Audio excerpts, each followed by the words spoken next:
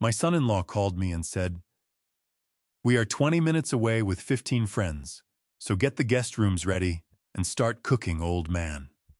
He assumed he was descending on a helpless retiree's home to freeload for a month at my expense. He figured he could commandeer my oceanfront sanctuary like it was a roadside motel, but what he failed to remember was that before I retired to fish in the Outer Banks, I spent 40 years hunting down financial fraud for the most ruthless corporations in America. I didn't get mad. I just hung up the phone, unlocked the front door, and initiated a legal protocol that would turn his vacation into a bankruptcy hearing. The name's Eugene Caldwell, 68 years old. Catch me strolling the docks in Corolla, and what you'd see is a man in a worn canvas fishing vest and driving a pickup that had more primer than paint. You'd peg me as someone scraping by paycheck to paycheck on Social Security. Good. That's the impression I've spent years cultivating. It's certainly the picture my son-in-law Derek has in his head.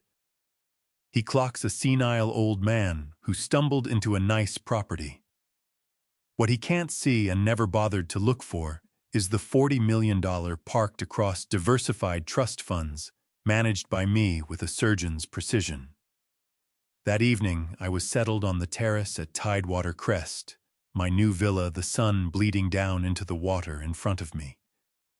The ice in my glass of sweet tea clinked softly. It had been the first genuine stretch of quiet I'd had in years. Then my phone skittered across the cedar table. Derek's name lit up the screen. Something knotted in my gut, not fear, just the bone-deep weariness that comes from sharing oxygen with a parasite.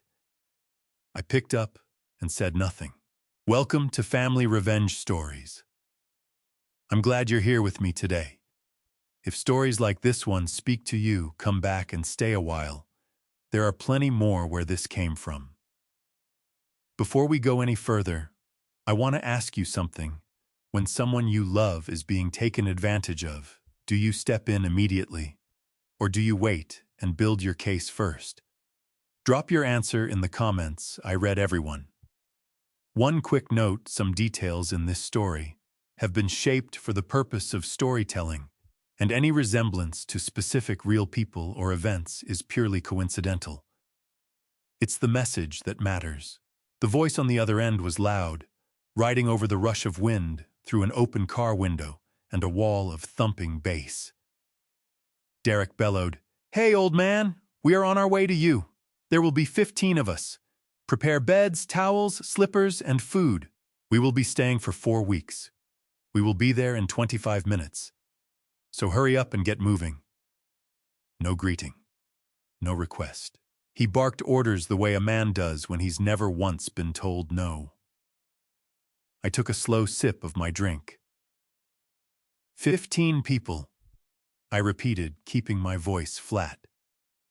"Yeah," Derek laughed. "My boys from the firm. We are celebrating the launch of my new fund.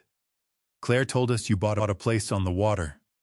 Why did you hide it, Eugene, trying to keep the good life from family? That is selfish. Anyway, open the gate. We need ice for the cooler." Claire. My daughter. My sweet, spineless daughter, who had never once managed to refuse this man. I had purchased the villa through a shell company precisely to keep it buried from public records. But I had slipped up. I'd given Claire the address in confidence just the week before. She had handed it over without a second thought. I gazed out at the flat, calm ocean. The birds were diving for fish in the shallows. My piece, I realized, was already finished. I could have exploded. I could have told him to turn that convoy around. But Derek was the kind of man who ran on conflict, who fed off it.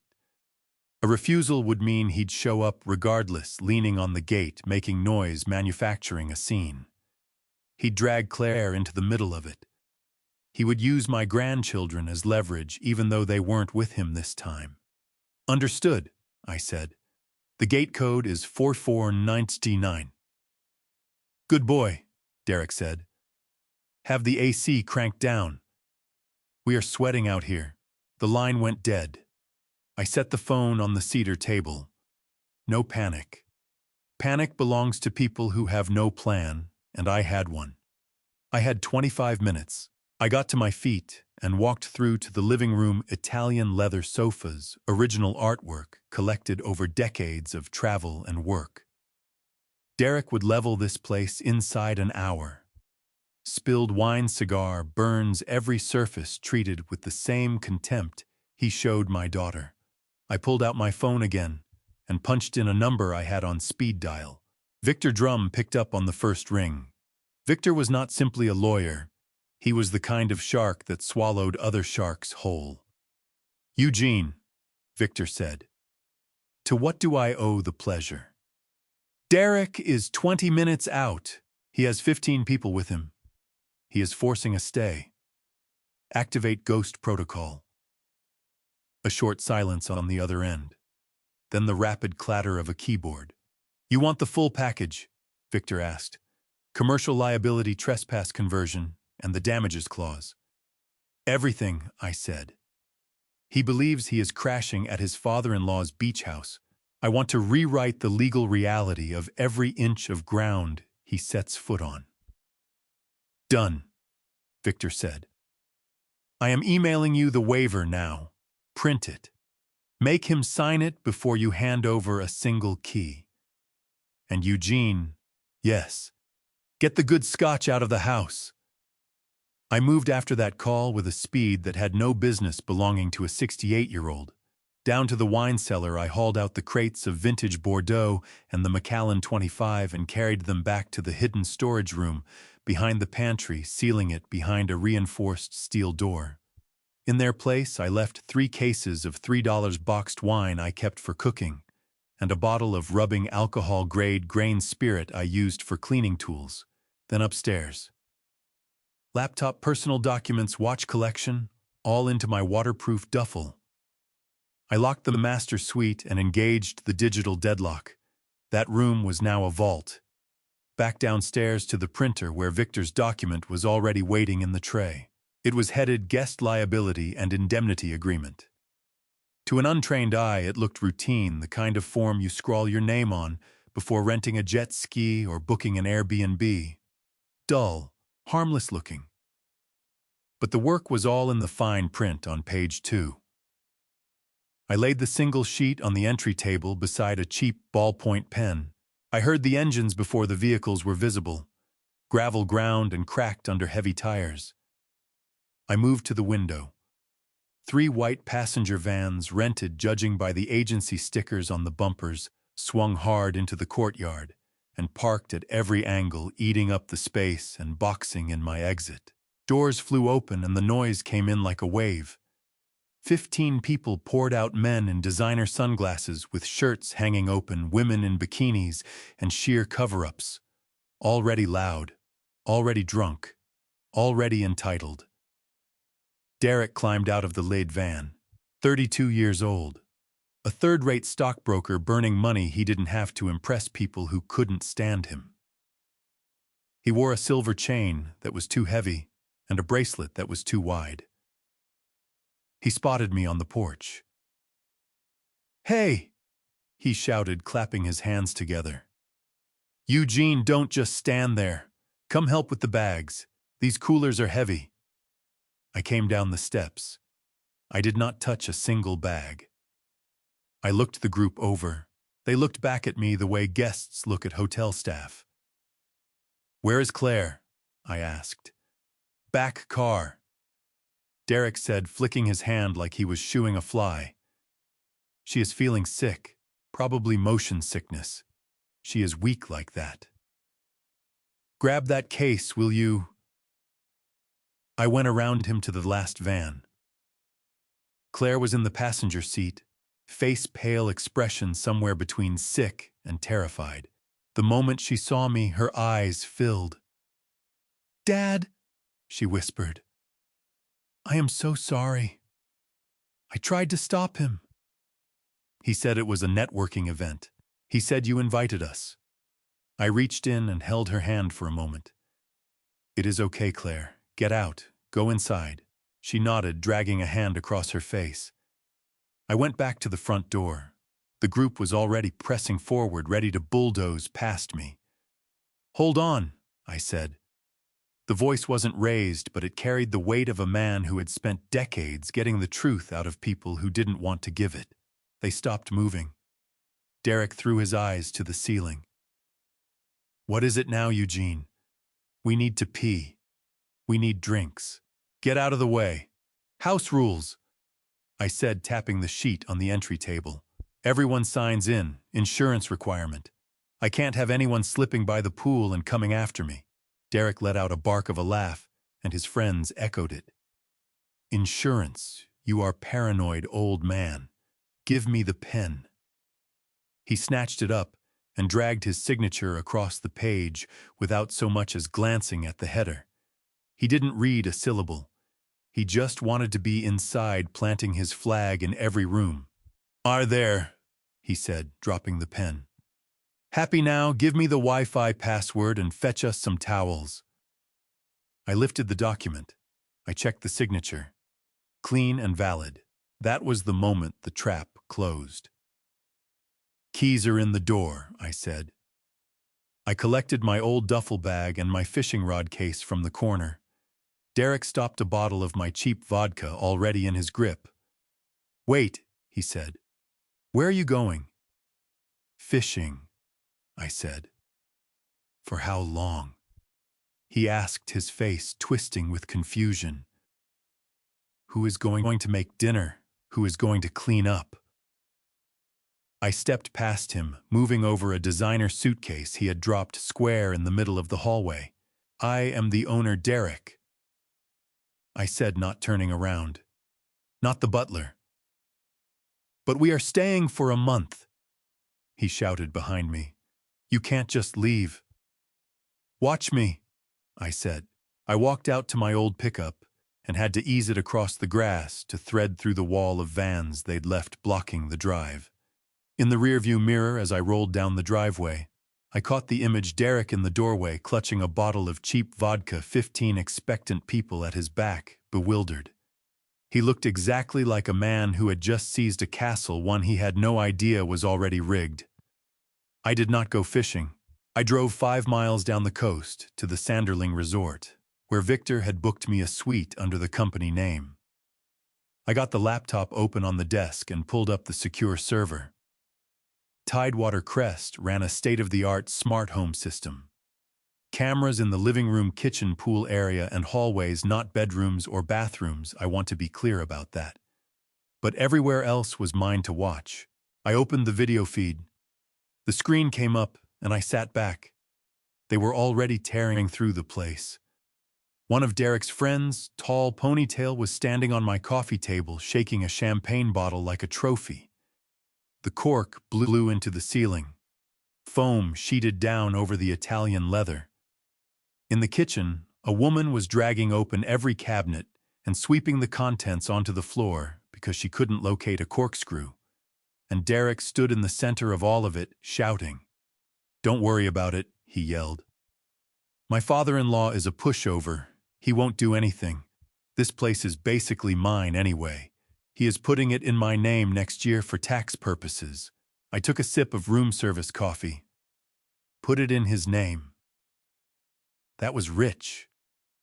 I picked up the signed document Derek had left on the entry table, scanned it into the system, and forwarded it to Victor. "Document secured," I typed.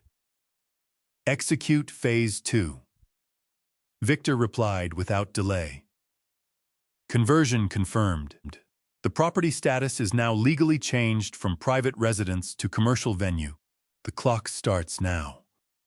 What Derek hadn't known, or rather what his arrogance had prevented him from reading, was that the paper he'd scrawled his name on was no standard liability waiver. It was a short-term commercial lease agreement. His signature meant he had agreed to rent the villa as a commercial event space. The nightly rate buried in the fine print, $15,000. There was a penalty of $5,000 per person for any unlisted guests. He had listed 0. There was a cleaning fee of $10,000, and the most important clause gave the landlord me the right to evict without notice if the lease terms were breached, with the full reservation cost falling due immediately.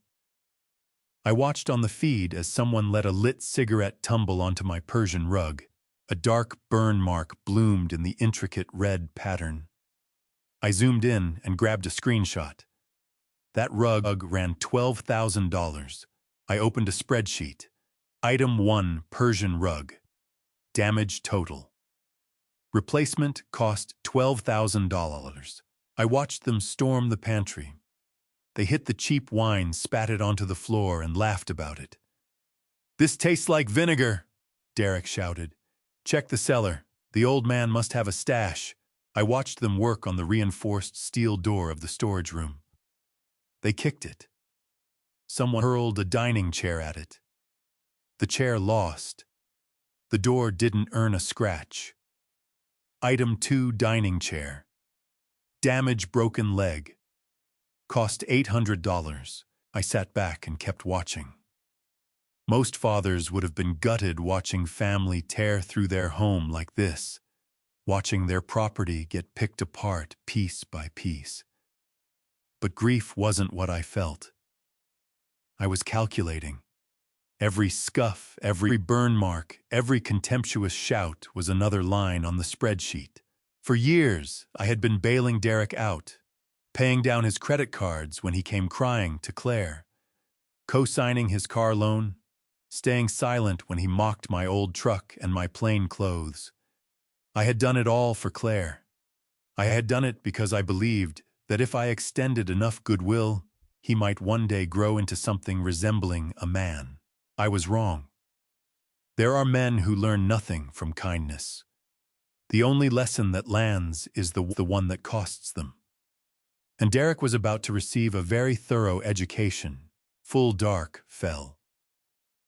The party inside my villa shifted into a higher gear. The music was cranked so loud, the camera microphones were clipping in the red. I spotted Claire in the corner of the living room, folded in on herself, looking wretched. Not drinking, not involved. She looked less like a guest and more like a captive. My heart ached for her. She was the innocent caught in the crossfire of this whole thing. I picked up my phone and sent her a text. "If you want to leave, walk to the end of the driveway. I will have a car waiting." On the screen, I watched her check the message. She glanced around the room. She looked at Derek, who was at that moment attempting a keg stand on my kitchen island. She got to her feet and moved toward the door. Derek clocked her from across the room. He dropped down and closed the distance, snatching her arm. "Where do you think you are going?" he demanded, face flushed and slick with sweat. "I feel sick," Claire said.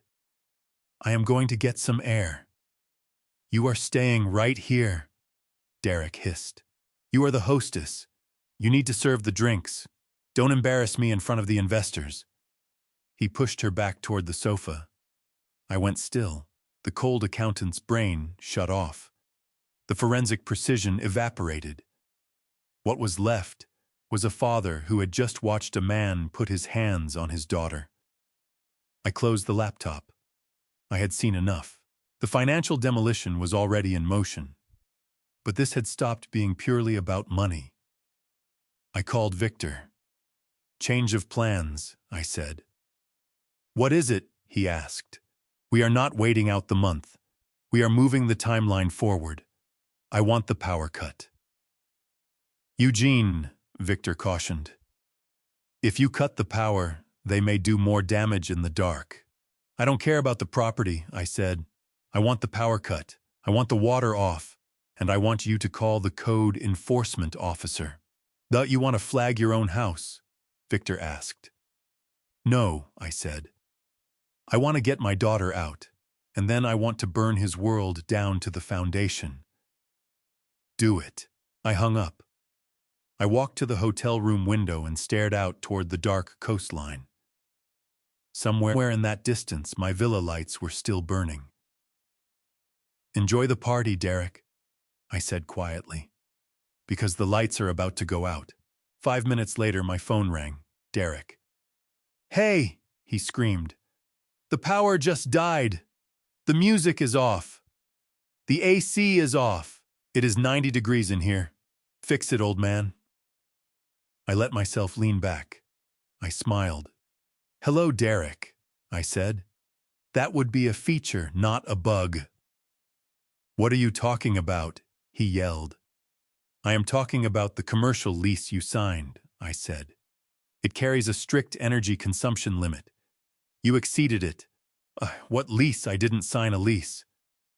"You signed a document at the door," I said. "And according to my system, restoring power requires you to cover the overage charge." "How much?" he demanded. $5,000, I said. "You are out of your mind," he screamed. "I am not paying you $5,000. "Then I suggest you open a window," I said.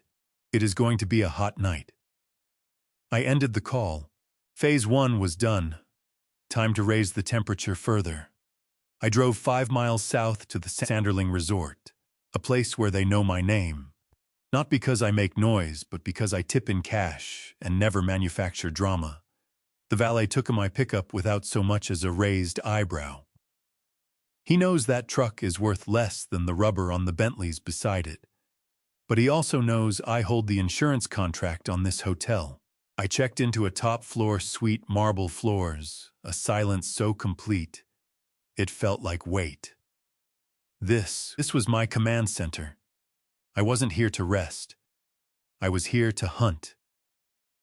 I set my laptop on the mahogany desk and opened a bottle of sparkling water. My hands were steady. They always are once the trap is set. I logged into the secure server linked to Tidewater Crest. The screen divided into a grid of 6 sharp feeds: living room, kitchen, pool, deck, hallway, driveway. Eyes everywhere except the bathrooms and bedrooms, because I am a ruthless man, not a depraved one. Before turning to the carnage unfolding in my home, I pulled up the document Derek had signed barely 30 minutes earlier. He believed it was a liability waiver, the kind of paperwork an anxious old man waves at guests to ward off slip-and-fall lawsuits. He was badly mistaken. I zoomed in on the PDF. The digital signature sat clearly at the bottom, time-stamped and tagged with a GPS location. Ironclad.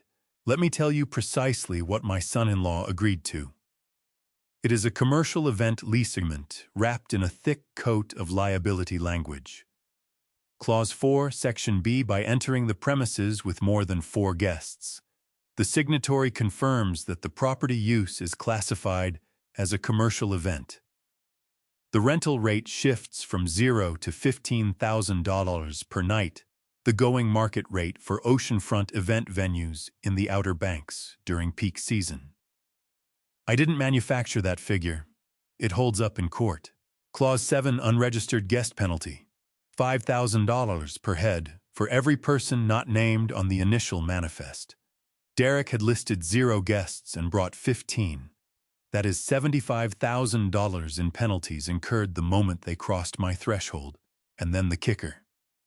Clause 9, the damages and restoration provision.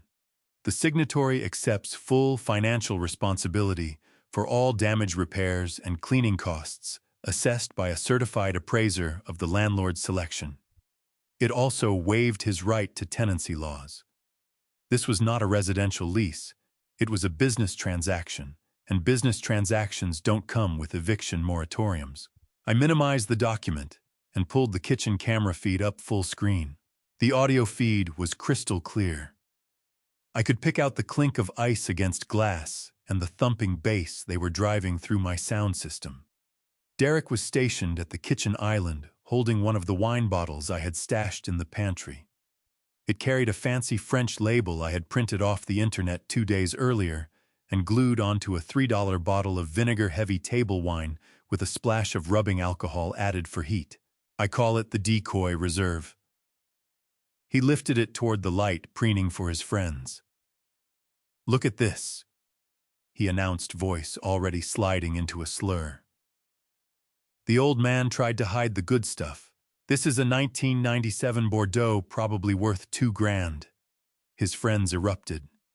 A pack of hyenas in linen shirts. Derek drove a corkscrew into the neck of the bottle, mangling the cork completely. The man has all the finesse of a sledgehammer. He poured the dark red liquid into my crystal glasses, filling each one to the rim like it was fountain soda. He took a deep pull. I watched his face work through it. The grimace landed first, eyes watering, but his ego refused the admission. Smooth, he lied, choking softly. You can really taste the oak. I let out a quiet chuckle in my hotel room. You're tasting the bottom shelf of a gas station, Derek. Then something changed in the kitchen. One of his friends' slicked back hair, a watch on his wrist that cost more than my first house, settled against the counter. So, Derek, the guy said, your father-in-law, he just walked out. That's a bit odd, isn't it? It's his house. Derek let out a loud, ugly laugh that rang through my laptop speakers. It's not really his house, Derek said, swirling the glass and dragging red across my white marble countertop. Not really. His name is on the deed for now, but that's just a formality. The old guy is losing it. You should have seen him at dinner last week. He forgot where he'd parked his truck. I narrowed my eyes at the screen. I had not forgotten. I had parked down the street because the valet lot was full. He's senile. Derek went on, leaning in as though sharing something confidential. Claire and I are already looking into assisted living facilities. Found a decent one up in Roanoke Rapids. It's cheap, but he won't know the difference. Once we get power of attorney, this place goes on the market. Or maybe we keep it as a party pad. What do you think? The room laughed. They raised their glasses toward Derek, the future owner of everything I had built. To the party pad, they shouted. I sat very still in the silence of my hotel suite. The anger that rose in me did not feel like fire. It felt like ice starting in my chest and spreading outward to my fingertips. He wasn't just a leech. He was a predator. He was laying out a plan to have me declared incompetent, deposit me in a budget care facility 200 miles away, and strip my assets down to the studs to fund his gambling debts and his self-image. He genuinely thought I was a helpless old man who fished all day because he had nothing sharper to occupy him. He didn't know that I fished because it was the only thing that stilled the mind of a man who had spent 40 years dismantling people exactly like him in courtrooms. I turned back to the screen. Derek was topping up his glass with the poison wine, surveying the room like a king who'd just seized a castle. He had no idea he was standing inside a legal bear trap that had already closed around his ankle. I took a sip of sparkling water. Crisp and cold. You want to put me away, Derek? I said quietly to the screen. I'm going to send you to the poorhouse first. I reached for my phone. Time to begin the damage catalog, every stain, every scratch, every spoken lie. I opened a fresh spreadsheet. I named it Operation Eviction. On screen, the slicked-back hair man stubbed his cigar out on my kitchen island, grinding the ash down into the stone. Entry number 1, malicious damage to stone surface. Cleaning and resurfacing fee, $2,000. The night was young. The bill had barely opened its eyes. I moved closer to the screen. I needed to take in every detail. I needed to let the cold precision sharpen, because when I was done with him, he would have no house to retreat to. No job, no wife. Nothing left but a very expensive education in why you never ever underestimate the old man by the sea. The camera feed jumped as someone clipped a vase off the hallway table in passing. It burst apart on the floor. Derek didn't glance down. He stepped straight over the pieces. Another row in the spreadsheet. This was going to be the most ruinous vacation of his life. I poured myself a measure of the Macallan 25 that I had wisely taken the precaution of evacuating from the villa before the horde arrived. Amber, smooth tasting of civilization, On my laptop screen, meanwhile, I was witnessing the accelerated collapse of human behavior. The party at Tidewater Crest had moved past loud and into destructive not through clumsiness, not a few careless guests knocking into furniture, but a systematic dismantling of my property driven by a complete absence of regard for anything that wasn't theirs. I fixed my attention on the living room feed. The slicked-back hair man, the one who radiated the energy of someone who shifts counterfeit goods out of a car trunk, was sprawled across my custom Italian leather sofa. That was no ordinary couch. It was a commissioned piece from a workshop in Milan, full-grain leather, the kind that costs more than most people's cars. Valued at $20,000. I had waited 6 months for it to arrive. He had a lit cigar going. I had left coasters across every surface, stone coasters, wood coasters, deliberately. He used none of them. He leaned back, laughing at something Derek bellowed from the kitchen, and tapped the long gray ash straight onto the armrest. Then, as if that weren't sufficient, he pressed the glowing tip into the leather to extinguish it. I didn't flinch. I didn't reach for the phone to shout into the house. I moved my cursor to the capture button and clicked. High-definition record of vandalism, frozen and time-stamped. I opened the software Victor had configured for me, the kind of program insurance adjusters run when they're writing off a vehicle after a collision. New entry. Item 3, custom Italian sofa. Damage type, malicious burn and permanent discoloration.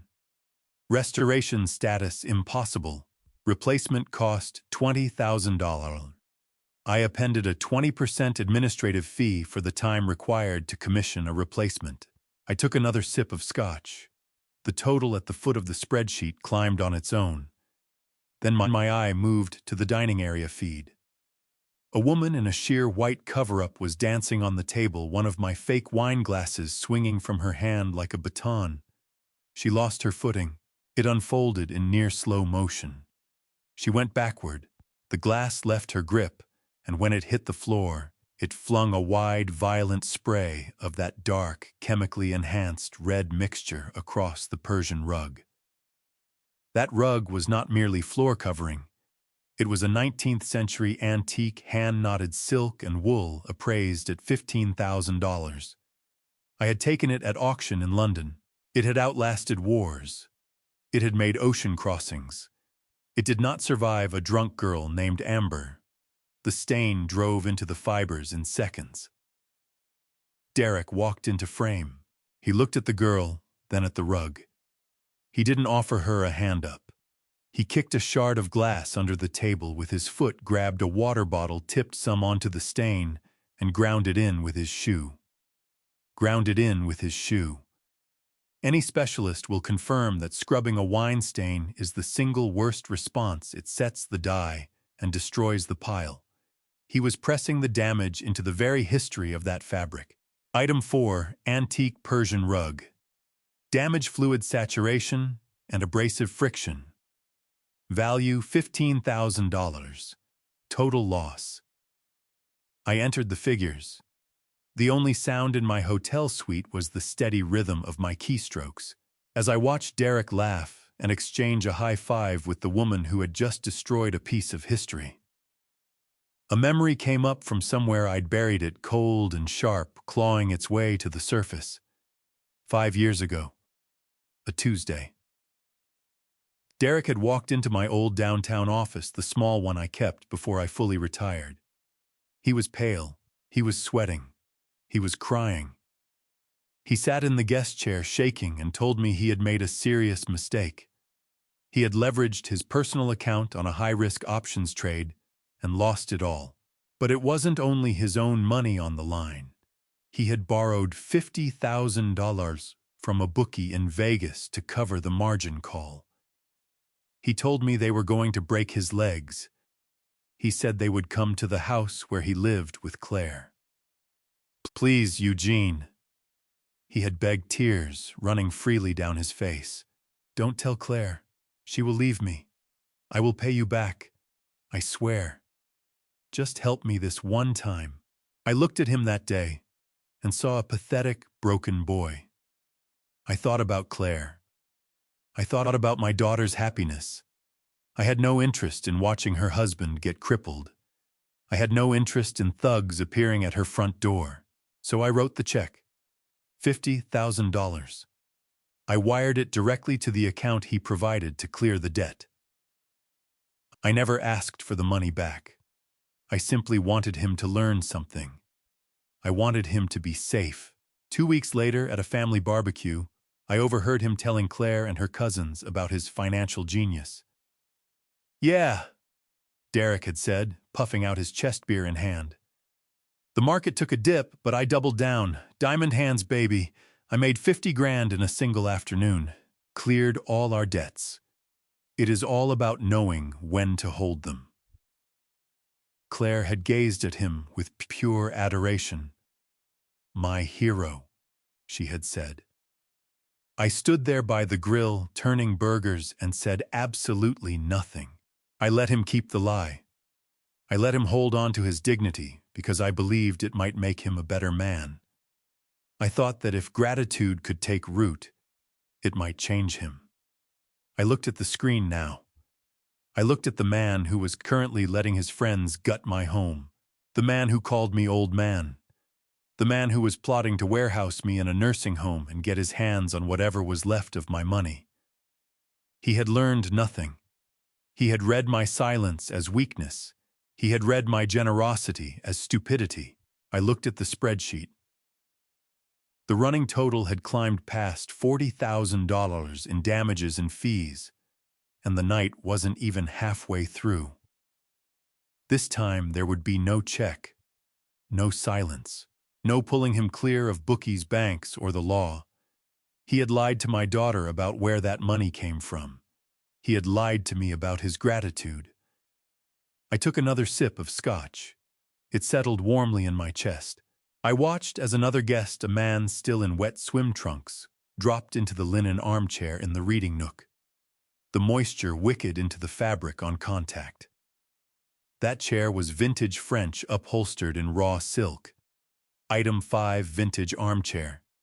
Damage water and chlorine saturation. Value $4,000. I hit enter. The software updated the running total. The balance of power had shifted 5 years ago, but Derek was too arrogant to register it. He thought he was running a game on a senile retiree. He had no idea he was locked in a cage match with a forensic accountant who had kept every single receipt. I checked the patio camera. Claire was out there alone on a lounge chair staring at the dark water. She had no part in the destruction happening inside. She looked small.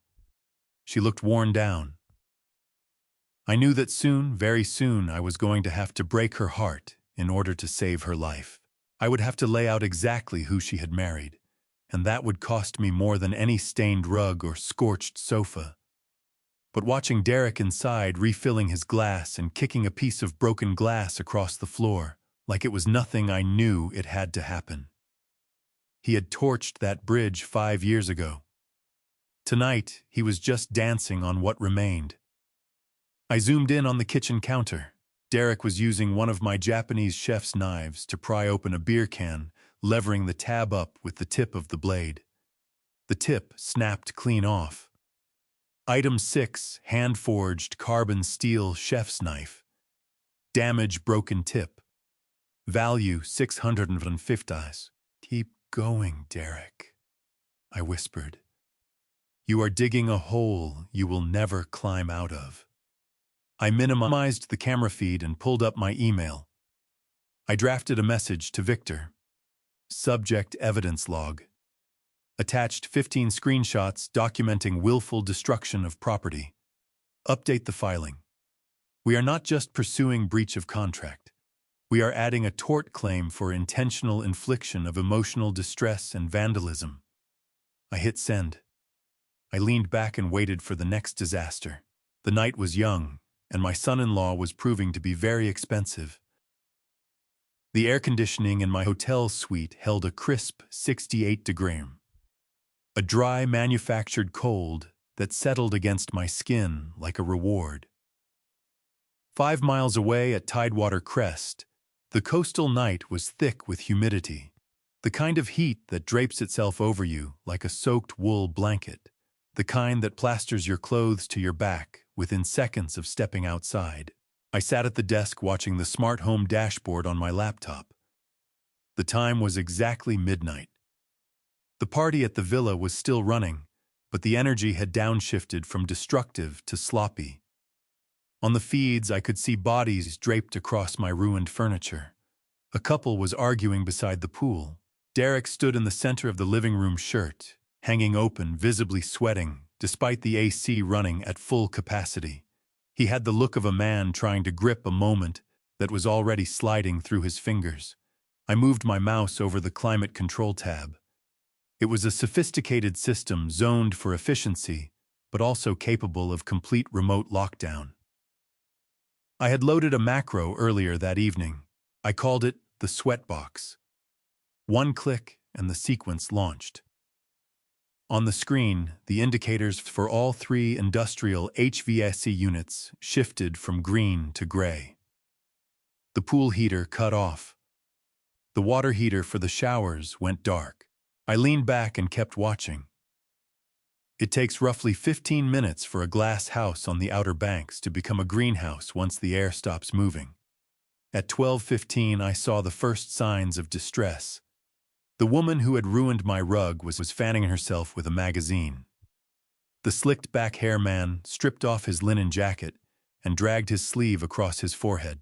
At 12:20, condensation began forming on the sliding glass doors. The air inside was going stale, recycled, and warm. By 12:30, the panic had arrived. Derek was pacing the room, hammering at the thermostat buttons on the wall. I could see him shouting, jabbing his finger at the ceiling vents. He grabbed a chair, stood on it, and pressed his palm flat against a vent, feeling for a current of air that wasn't coming. He looked furious. He looked cornered. My phone rang. I let it ring 3 times. I took a sip of water. I cleared my throat and calibrated my voice, sleepy, frail, slightly confused. I answered. "Hello," I said, letting a small tremor into it. "Fix it," Derek screamed. The volume was such that I had to pull the phone away. "Fix it right now, old man." "Derek," I said slowly, "it is after midnight. What is the matter?" "The AC is dead," he yelled. "The water is cold. My guests are melting in here. It is 90 degrees in this house. You sold us a lemon, get a repairman out here now." I glanced at the system dashboard. The internal temperature was reading 82, but with the humidity and the alcohol in their systems, 100 probably felt about right. "I am looking at the system app on my phone," I said, lying without effort. "It does not show a malfunction. It shows a status code. Eco limit reached." "What the hell is an eco limit?" Derek demanded. I let the silence stretch for just a beat longer than comfortable. Well, Derek, as I tried to explain, this property is zoned for commercial use under the new environmental ordinances.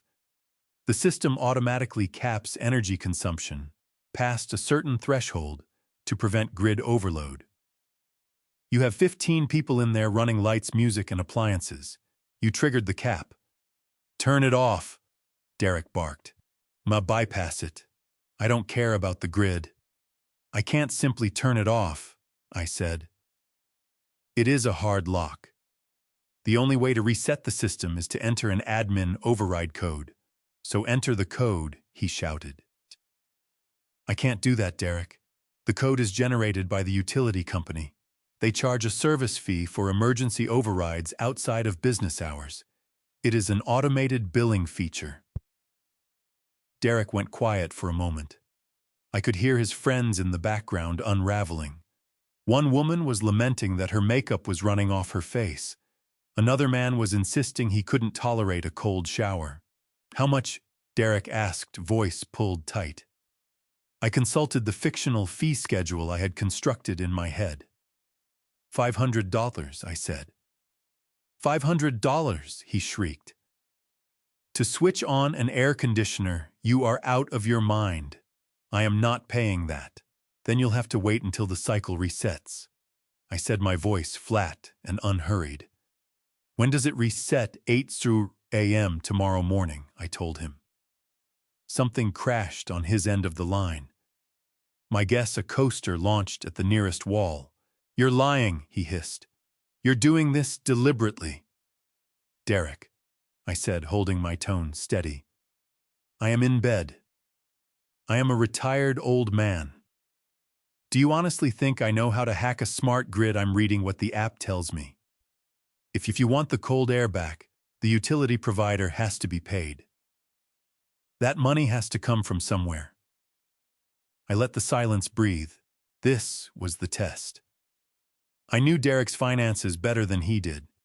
I knew he'd maxed out 2 credit cards to rent the 3 white passenger vans rented, judging by the agency stickers on the bumpers. I knew he was sitting on less than $2,000 in his checking account until his next commission check cleared, and that was still a week out. $500 wasn't just a fee. It was a sizable chunk of everything liquid he had. But I also knew his real vulnerability, his ego.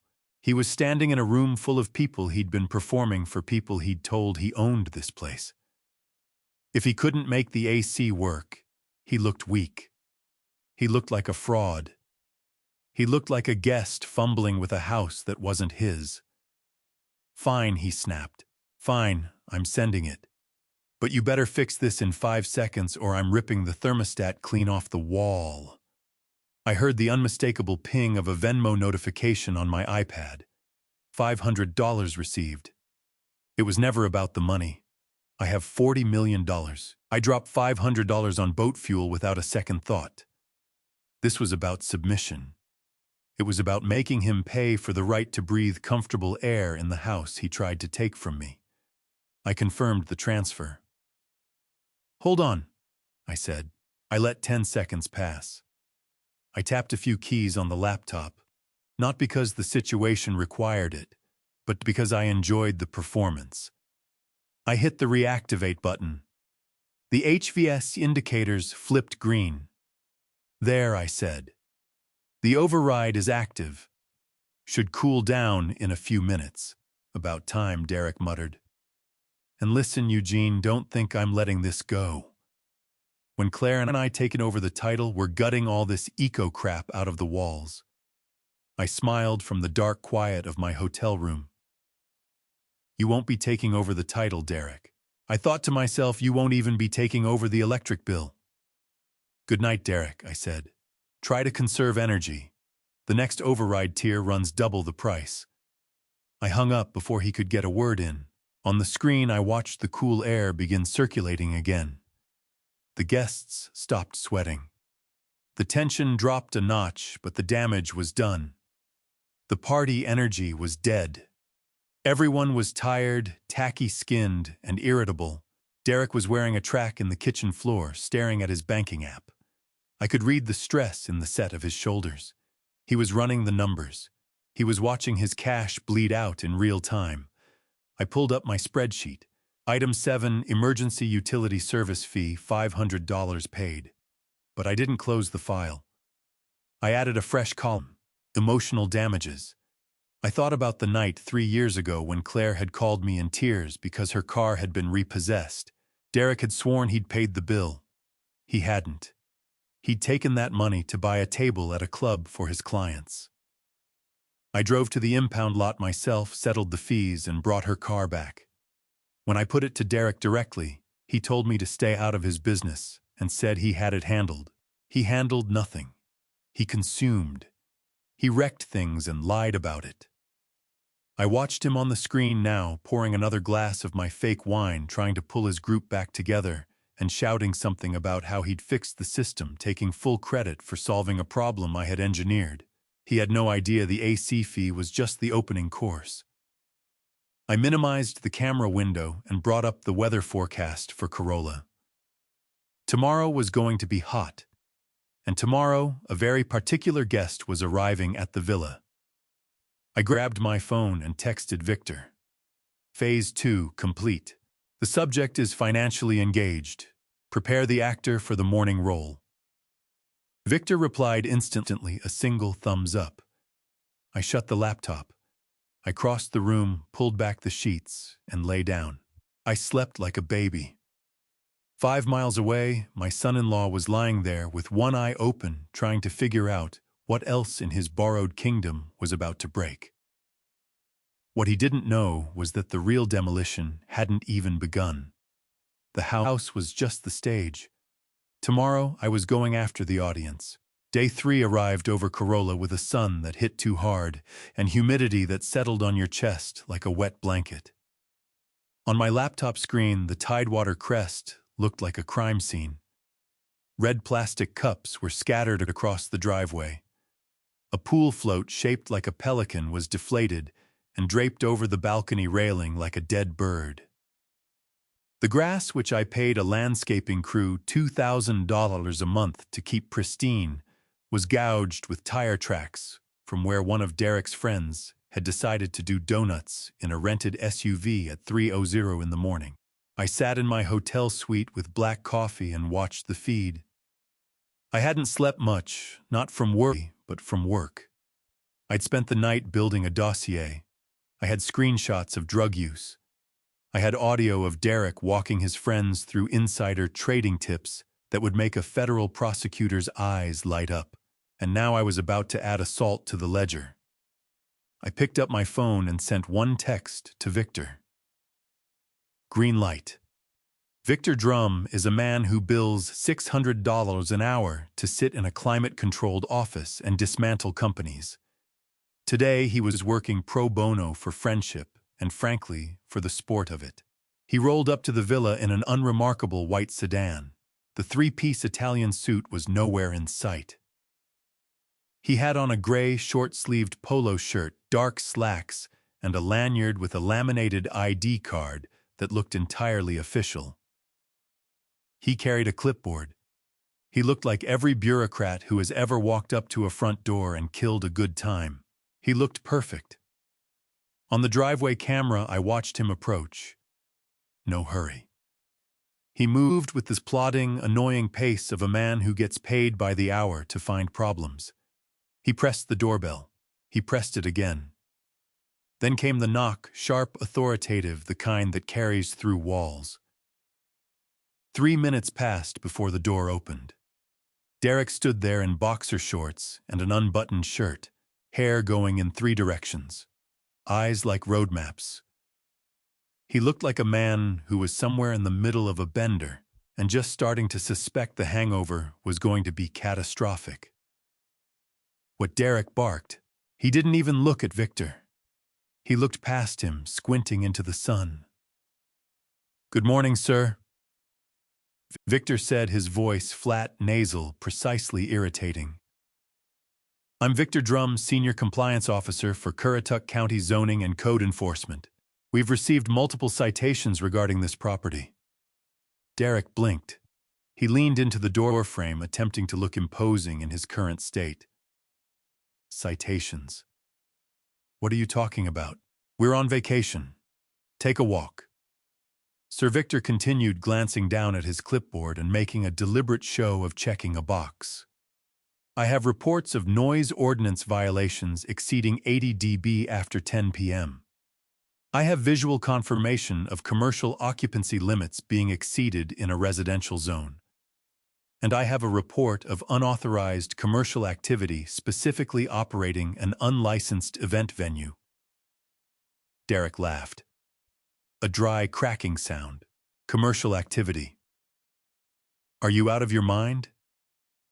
This is a private residence. It belongs to my father-in-law. We're just here on vacation." According to the county registry and the lease agreement filed 48 hours ago, Victor said, tapping the paper, "This property is currently designated as a short-term commercial rental, which subjects it to a different set of safety codes. I need to inspect the fire extinguishers and the emergency exits." He moved a step forward. Derek shifted into the doorway, blocking him. He squared up his shoulders. The alcohol from the night before was still very much in the driver's seat. "You are not inspecting a single thing," Derek said. "You're going to get back in your little white car and leave before I call the police." "I am a code enforcement officer," Sir Victor said, no heat in his voice at all. "Denying access to a commercial property during business hours is a violation of State Statute 479. That carries a fine of $2,000 per incident." Derek's face went red. He stepped into Victor's space, using every inch of his height to push the pressure. Victor didn't flinch.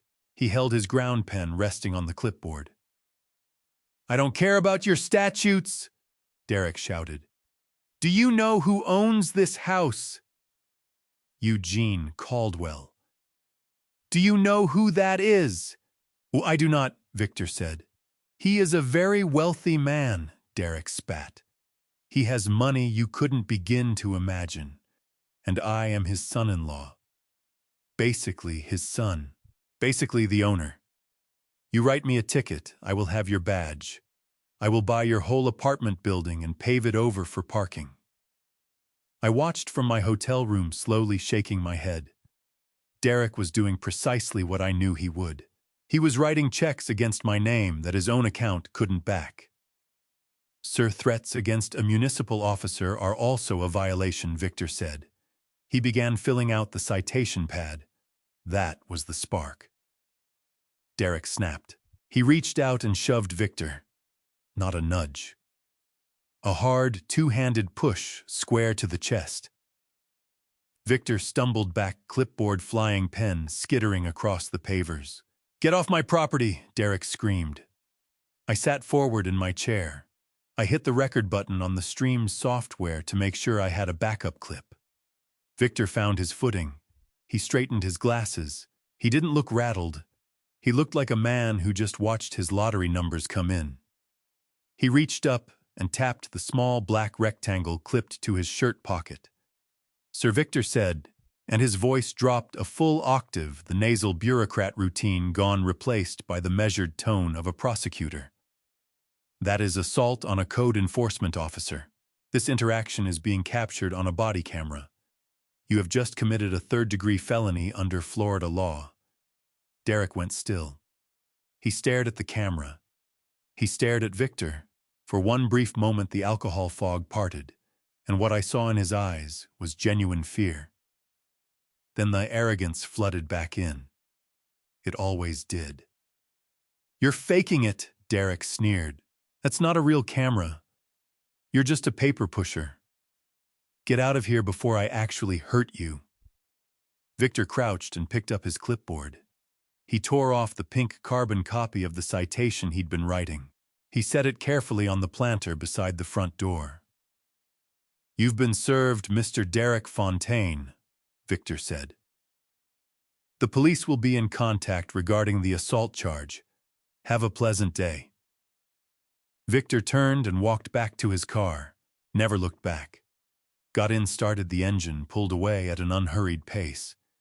Derek stood there staring at the white sedan. He looked down at the pink slip. He balled it up and hurled it into the hedges. "I will buy this entire town," he screamed at the empty driveway. "You hear me? My father-in-law is loaded. I am untouchable." I settled back in my leather chair. Untouchable. Interesting word choice. I opened my evidence folder. I dragged the video file of the shove into it and labeled it Assault on Public Official. Then I pulled up the spreadsheet.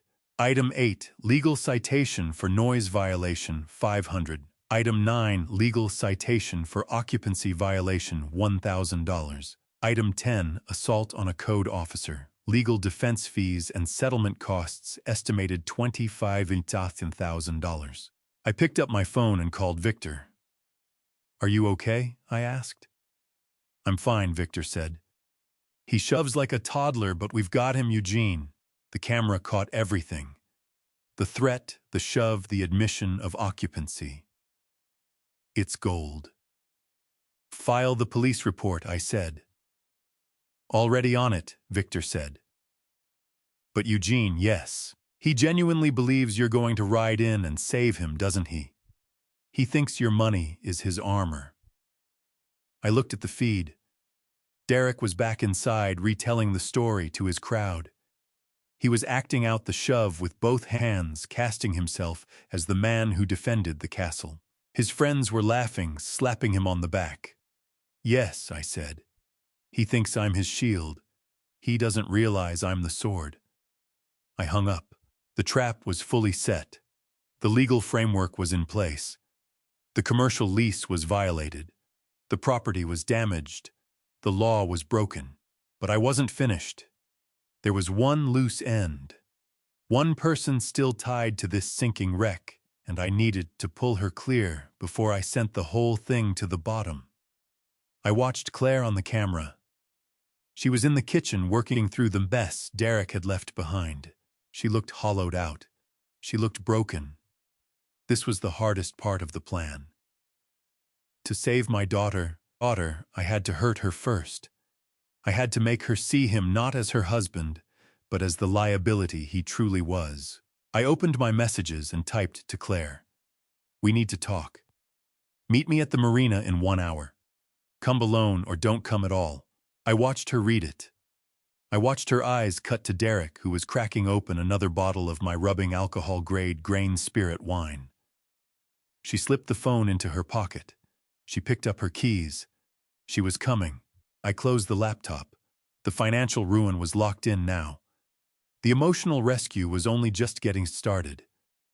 I sat in my truck in the marina parking lot, engine idling, the air conditioning losing its argument with the Florida heat. My phone rang. It was Claire. I let it ring twice before I picked up. Not as a father ready to kiss a scraped knee. As a man holding the only life raft in a hurricane. Dad, she sobbed. The sound was raw and desperate. I can't take this anymore. You have to stop him. He is completely out of control. I checked my watch. 2:00 in the afternoon. Stop him from what, Claire, I said. My voice was even. I needed facts, not tears. He is lying to everyone, she whispered. Behind her, a wall of thumping bass and splashing water. He told them he bought the villa. He told them he runs a hedge fund. Dad, there is no fund. It's a Ponzi scheme. He brought these people here to solicit money. He said if he didn't land these investors, we'd lose the condo. He forced me to lie to you. He said if I didn't get him the keys, he'd leave me. The confession settled in the humid air like smoke. This wasn't just a party. It wasn't just disrespect. It was securities fraud. Derek was using my property to launder his lies. He was soliciting capital against assets he didn't own. That made me an accessory. It made Claire a co-conspirator. A surge of rage moved through me. I drove it straight down into the cold storage where I keep my business decisions. Claire, listen to me, I said. Dad, please, she cried. Just come back. Throw them out. Save us. No, I said. The silence on the line was terrified. I am not coming back to save you, Claire, I said. I am not coming back to absorb another one of his debts. I am done pulling you out of the holes he digs. Dad, she whimpered. You have 2 choices, I said. My voice was steel. Option 1. You stay in that house. You keep hosting a criminal enterprise. When the police show up, and they will show up, your name goes in the indictment. You lose your nursing license. You go to prison, and I will not pay for your attorney. I heard her breath catch. She had never heard me talk like that. She still thought I was the soft old man casting a line off the pier. She had forgotten I built my money dismantling embezzlers. Option 2, I continued. You pack a bag. You walk out the front door right now. You do not tell him where you're going. Ya walk to the corner of Highway 1 and the access road. I am 5 minutes out. If you're standing there, you're my daughter. If you're not, you're his accomplice. But he will be so angry, she stammered. He will.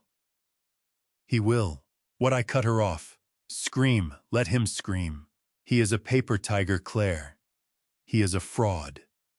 And right now, he is going under. Do you want to be the anchor around his leg? I don't know, she cried.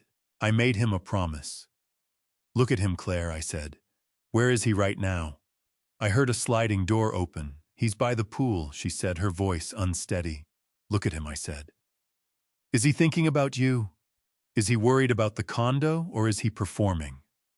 A long silence followed. I waited. I knew what she would see. I had been watching it on my camera feed 10 minutes ago. He is, she stopped. Derek was in the pool. He had a bottle of champagne in one hand, brought by one of his guests, his head thrown back in laughter. Pressed against his shoulder was the girl in the white cover-up, the one who had destroyed my rug. He was murmuring in her ear. She was giggling and splashing water across his chest. He wasn't carrying himself like a man trying to hold his family together. He was carrying himself like a bachelor on a free weekend. He is kissing her neck, Claire whispered. The devastation in her voice was absolute. I said nothing. I offered nothing. I let the image do its work. You have 5 minutes, Claire, I said. The car's moving. I hung up. I dropped the truck into gear and rolled out of the lot. I drove slowly. If she wasn't there, she wasn't there. I couldn't carry her out myself. The drive took 4 minutes. I pulled onto the shoulder at the intersection. The road was empty. I held the steering wheel and waited. Maybe I had misjudged her. Maybe she was too far gone. I watched the clock. 1 minute left. Then something moved in the rearview mirror. A figure coming down the dusty driveway. She was hauling a suitcase too heavy for the gravel, stumbling, sweating hair coming apart. She wasn't in the hostess dress anymore. She had on jeans and a t-shirt. She wasn't looking back. It was Claire. I didn't get out to help her. I let her drag that bag the final 100 yards. She needed to feel the weight of every step she was taking. She reached the truck. She heaved the bag into the bed. She climbed into the passenger seat. The blast of AC hit her face. She said nothing. She buckled her seatbelt and fixed her eyes on the road ahead. I pulled back onto the highway. He is going to be so mad, she whispered. Let him be mad, I said. He thinks I went out for ice, she said. He handed me his credit card. It was declined. He screamed at me in front of everyone. I held out a handkerchief. Wipe your face, I said. You are not a servant. She pressed it to her eyes. She pulled in a long breath. What happens now? She asked. Now, I said, we take the gloves off. I reached for my phone and opened the security app. What are you doing? She asked. Removing the VIP access, I said. I tapped the screen and deleted Claire's user profile. Up until that moment, Derek had a safety net. He had Claire. As long as she was in the house, he had a claim to family. He had a buffer against the full weight of the law because no father sends a SWAT team into a house where his daughter is sleeping. By walking out that door, she had stripped him of his cover. He was no longer a son-in-law. He was a trespasser. He was a squatter. He was a man who had signed a commercial contract he couldn't honor in a house he didn't own with a wife who had just left him. He is alone now, I said. She nodded slowly. She didn't look sad. She looked like she'd set down something very heavy. Good, she said. I smiled. It was a cold smile. I drove her to the hotel. I told her to turn off her phone. Then I went back to my suite and opened the laptop. Derek was on the screen, still in the pool. He was staring at his phone with that particular face of a man trying to figure out why someone isn't answering. He called straight to voicemail. He scanned the empty driveway. For the first time, I saw something new in his expression. Doubt. He didn't know yet. He didn't know his wife was gone. He didn't know his credit cards were dead. He didn't know the one thing standing between him and complete destruction had just driven away in my truck. I opened my email and drafted a message to Victor. Subject status update. Body, the asset is secure. The hostage has been extracted. The shield is down.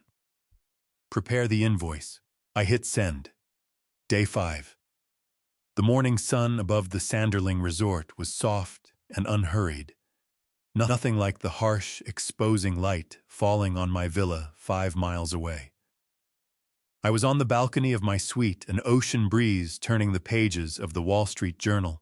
I wasn't really reading. Across the small cedar table sat Claire. She was in a plush hotel robe, hair wrapped in a towel, working through a bowl of salted caramel ice cream for breakfast.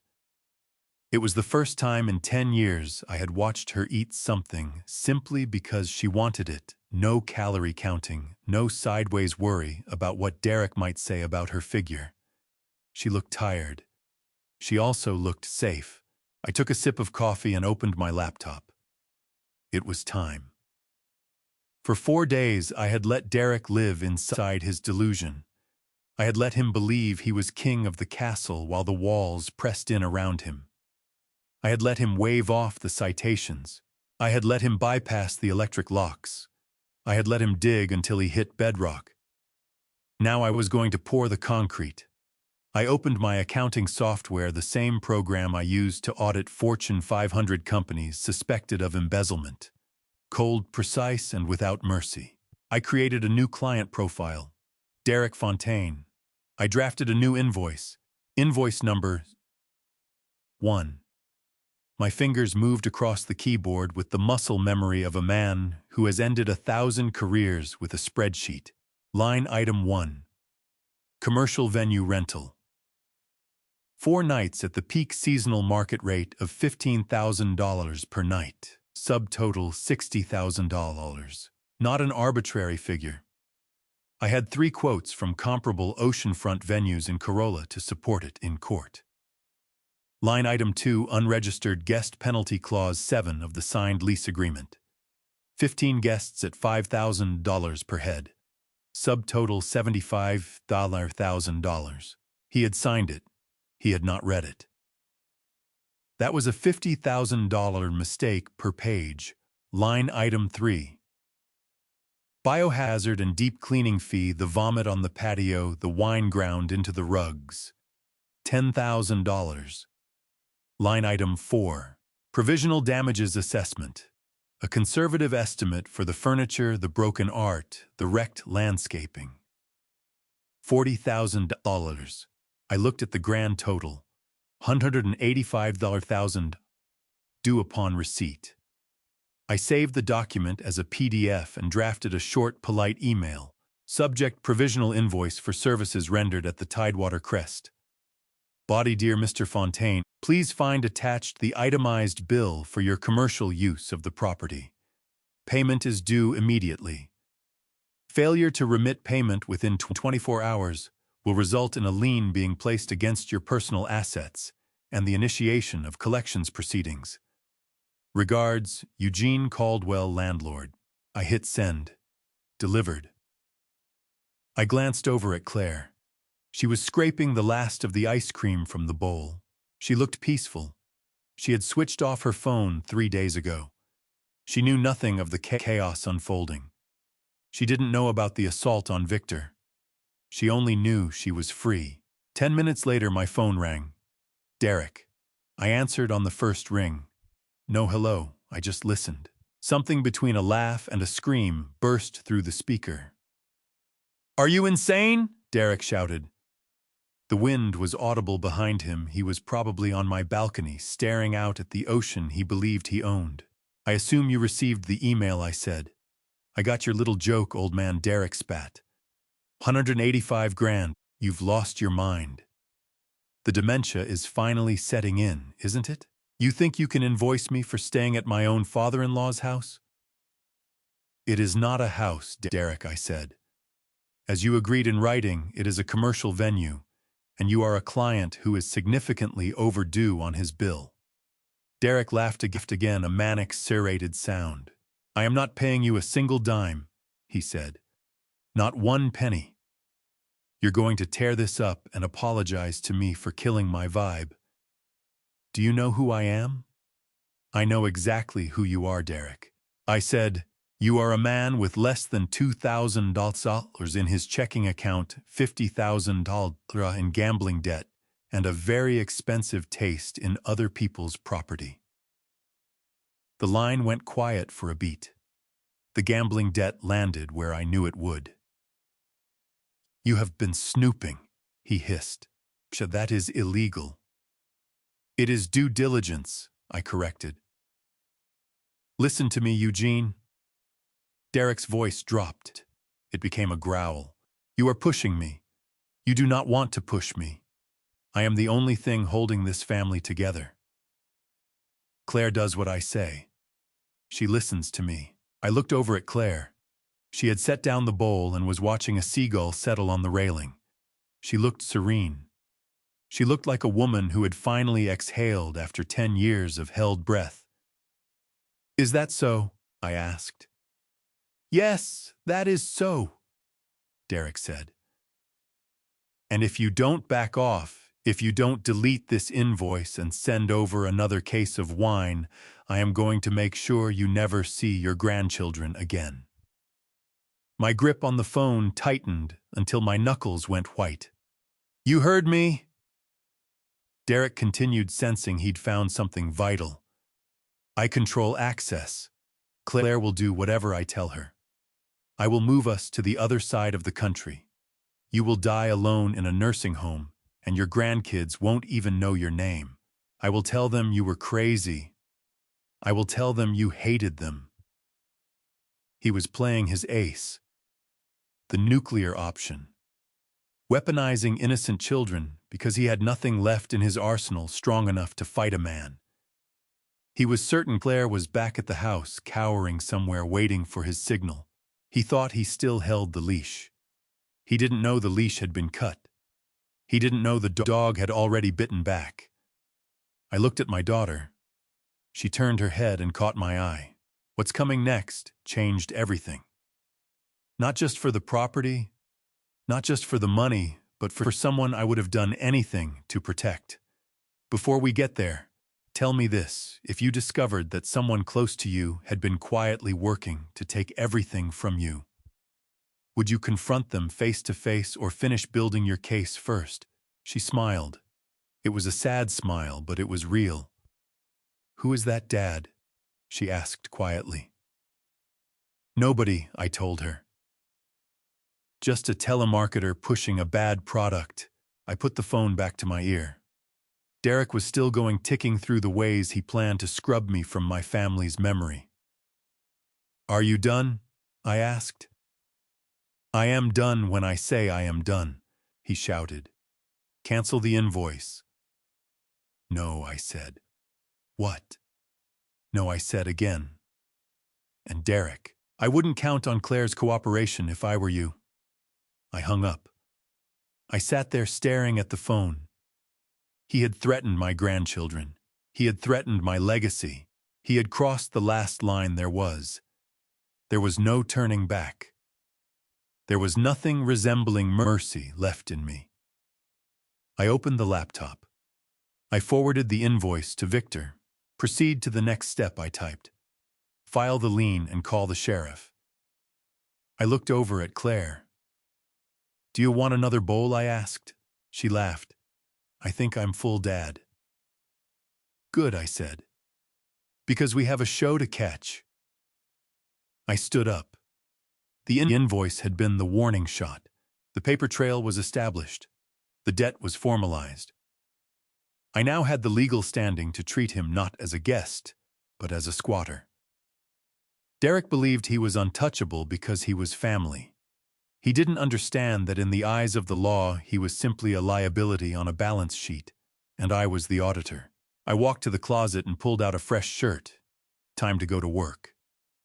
The party was over. The eviction was about to begin. And unlike the air conditioning, there was no override code for what was coming next. The invoice deadline expired at exactly 9 in the morning on the 6th day. No payment notification arrived. No wire transfer. Not so much as a groveling text message. Derek had made his choice. He had decided to call my bluff. He was sitting in my villa 5 miles away, most likely nursing a hangover and patting himself on the back for staring down the old man. He believed that because we were family, there was a ceiling on how far I'd go. He believed that because Claire was his wife, I would never actually pull the trigger. He was operating under the laws of emotion. I was operating under the laws of contract. I sat in the conference room of the Sanderling Resort, which I had rented for the hour, because the next step required witnesses and a notary. Victor was there looking sharp in a linen suit, despite having been shoved by my son-in-law just days before. Beside him sat a notary public I had retained from a local agency. On the table lay a single document, a quitclaim deed. The law is a funny thing. It has a deep and abiding concern for who owns what on paper. Up until that moment, the deed to the Tidewater Crest was held in the name of Eugene Caldwell. That gave Derek the thinnest sliver of a defense. If police showed up, he could claim it was a family matter. He could say, "This is my father-in-law's house. We are family. It is a civil dispute." Police hate civil disputes. They step back from them. They tell you to sort it out in court. I had no intention of going to court. I wanted to go to jail, his jail, so I was removing myself from the equation entirely. I picked up the pen. "Are you ready to execute the transfer?" Victor asked, his voice formal. "I am," I said. I signed. I was selling the property lock, stock, and barrel to a shell corporation called Caldwell Holdings, LLC, of which I was the sole proprietor naturally. But in the eyes of the law, the house was no longer a personal residence. It was a corporate asset. Sale price $1. I handed the dollar bill to Victor, who was serving as registered agent for the LLC. He pocketed it. The notary stamped the document. The transaction was complete. The deed was electronically filed with the county clerk moments later. The game had shifted. Derek was no longer an unwelcome guest in his father-in-law's home. He was an unauthorized squatter occupying a commercial asset owned by a faceless investment firm. This wasn't a family disagreement anymore. He was committing corporate trespass, destruction of property, and felony occupation of a business asset. Victor looked at me. "The house is now a non-residential holding," he said. "The individuals inside have no lease, no permission to be on the premises, and are actively destroying the value of the asset." "Make the call," I said. Victor set his phone on the table on speaker and dialed the non-emergency number for the sheriff's department. But he didn't use a calm, measured voice. He used the voice of a corporate attorney reporting a major crime in progress. "Dispatch, this is Victor Drum, legal counsel for Caldwell Holdings. I am reporting an active break-in and occupation of a corporate property at 105 Ocean Drive. We have confirmed via remote security feed that approximately 15 individuals are currently on site. They have bypassed electronic locks. They are destroying the interior. We estimate damages already exceeding $200,000. We are requesting immediate law enforcement intervention to secure the asset and remove the trespassers." The dispatcher's tone shifted on a dime. "When you say domestic disturbance, they send a patrol car in an hour. When you say corporate break-in with 6 figures in damages, they send the cavalry." "Are there weapons on the premises?" the dispatcher asked. "We have observed individuals brandishing what appears to be a flare gun," Victor said, citing the item Derek had bragged about earlier. "And based on the erratic behavior we're witnessing, we suspect heavy narcotics use on site." We are concerned they may set fire to the structure. We have units rolling, the dispatcher said. Stay off the line. Victor hung up. He looked at me. That is going to bring a heavy response, Eugene, he said. They are not going to knock politely. Good, I said. I don't want polite. I want effective. I opened my laptop to check the feeds. Derek was in the living room, holding court with what remained of his crowd. The group had thinned some, but the core cluster of parasites was still there. They looked wrecked. The house was hot, ripe, and trashed, but Derek was still performing. I turned up the audio. The old man is bluffing, Derek was saying, gesturing with a half-empty bottle of vodka. He fired off some fake invoice. Can you believe that he thinks I'm going to pay him to stay in my own wife's house? He's probably sitting in some motel right now waiting for me to call and apologize. One of his friends laughed, though it came out nervous. But Derek, what if he actually calls the cops? Let him call the cops, Derek shouted. I'll tell them he invited us. I have texts from Claire. She said they can't remove us. We have rights squatters' rights or whatever. I looked it up. I shook my head. He had Googled squatters' rights and walked away believing he was a legal scholar. He didn't grasp that those protections apply to people who have occupied a property for years, not to a week-long bender in a house that had changed corporate ownership 5 minutes ago. I watched him take a long pull from the vodka bottle. He sloshed some down his shirt. He didn't notice. He looked like the captain of a ship built entirely out of garbage going down with it. I switched the view to the driveway camera. It began quietly. The first sheriff's cruiser turned onto the long driveway.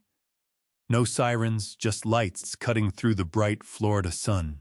Then a second cruiser. Then a third. Then a black SUV marked K9 unit. They hadn't come to negotiate. They were moving in tactical formation, blocking the exit. Officers poured out, hands resting on their holsters. They looked focused. They looked like men who were thoroughly done with entitled outsiders tearing up their town. I saw Derek's friend, the one with the slicked-back hair, cross in front of the front window. He caught the flashing lights. He dropped his drink. "Cops!" he screamed. "Cops!" The room detonated into chaos. People bolted in every direction. Some sprinted for the back door and the beach. Others scrambled upstairs to bury themselves in bedrooms. Derek stood motionless in the center of the room. He looked at the window. He looked at the door. He didn't run. He couldn't. His ego was too heavy to carry at speed.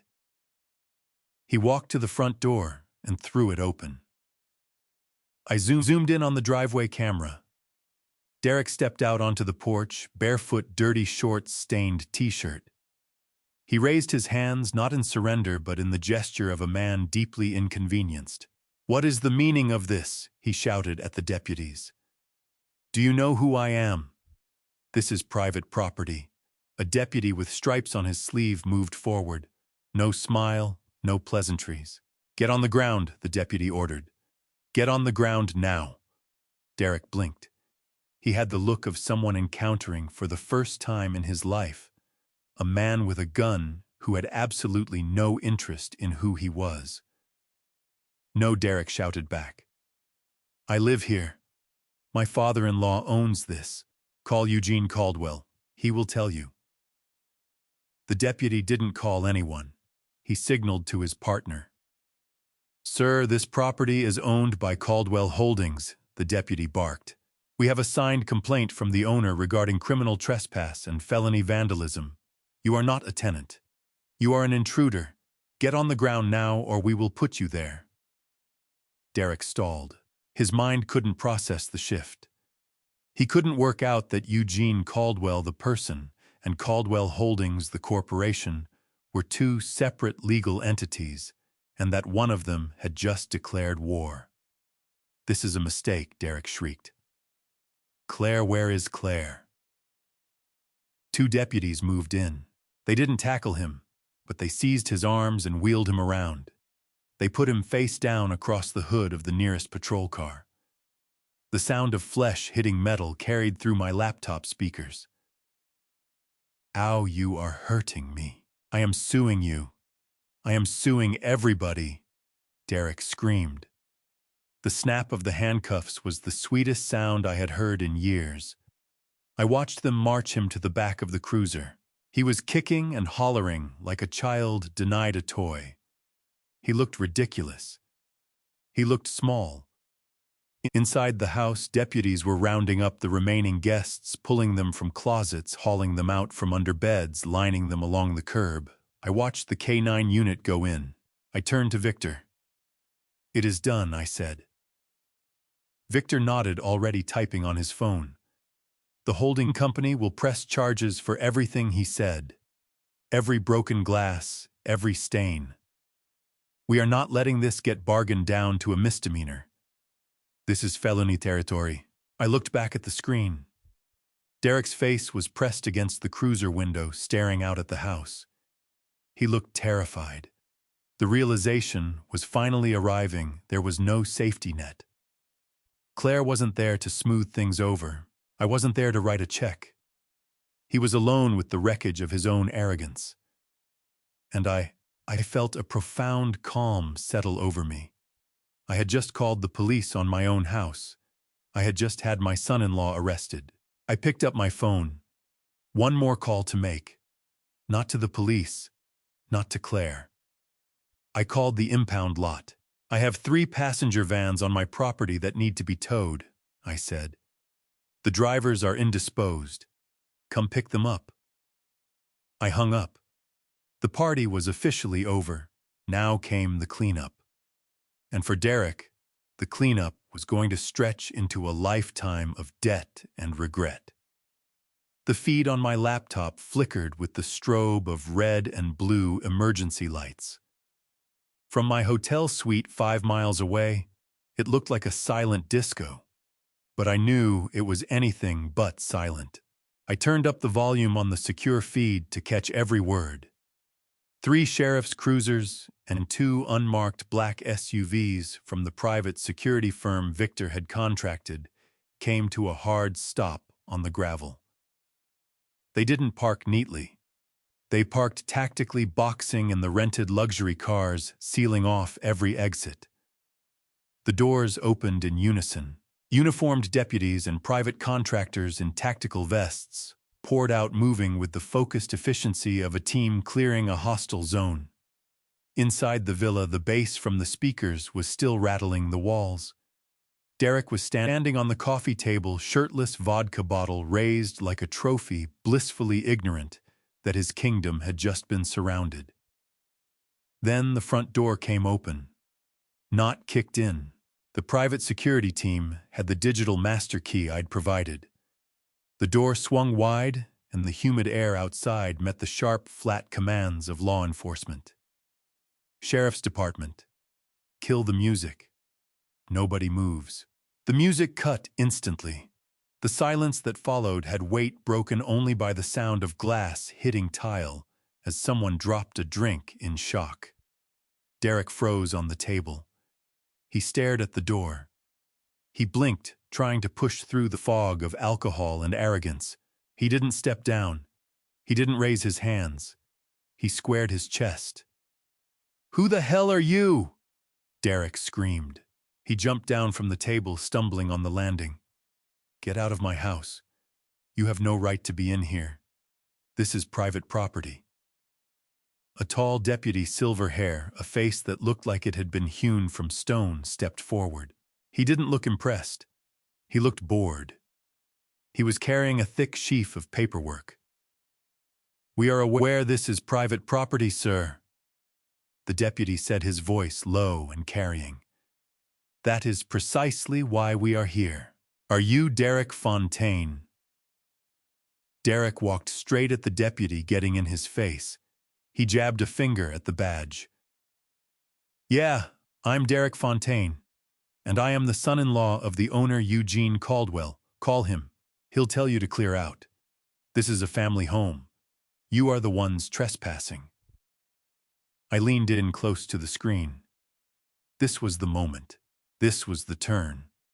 The deputy didn't flinch. He didn't reach for his radio. He simply raised the top document from his stack, a property deed freshly stamped with the county seal. Sir, according to the county clerk's office as of 4 hours ago, this property is not owned by Eugene Caldwell. It is owned by Caldwell Holdings, LLC, a corporate entity. Derek stopped. His mouth came open, but nothing came out. He looked like a fish dropped on a dock. What he stammered. That's a shell company. It's the same thing. Eugene owns it. This is my family's house. The deputy shook his head and flipped to the next page. This is a commercial asset, sir. And according to the complaint filed by the legal representative of Caldwell Holdings, you are not a family guest here. You are a commercial tenant in default. Tenant Derek let out a high-pitched, jittery laugh. I'm not a tenant. I never signed a lease. The deputy produced a copy of the document Derek had scrawled his name on at the front door 5 days ago, the one he had assumed was a liability waiver for the pool. The deputy held it up and pointed to the signature line.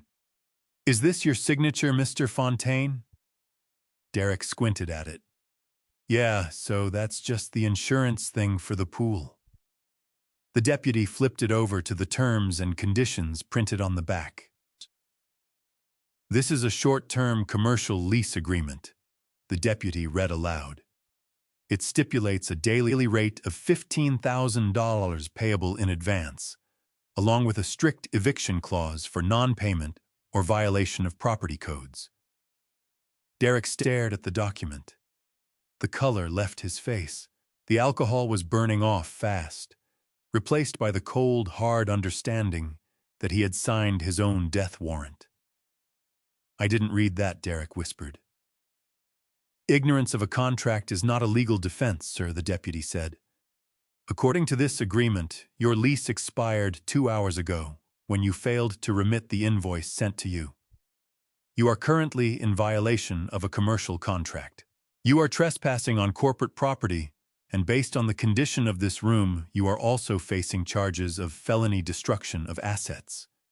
Derek's eyes moved around the room. The ruined rugs. The cigarette burns ground into the sofa. His friends pressing themselves flat against the walls, trying to disappear. But Derek stammered. But Eugene wouldn't do this. He is my father-in-law. The deputy lowered the papers and looked Derek straight in the eye. Mr. Fontaine, the holding company, has pressed charges and requested the immediate removal of all unauthorized persons from the premises. You have 5 minutes to vacate before we begin making arrests for criminal trespass. Derek's eyes went wild. He looked from the deputy to his friends and back again. You can't do this, he screamed. We have rights, squatters' rights. That was the wrong thing to say. The deputy signaled his team. Sir, this is not a residence.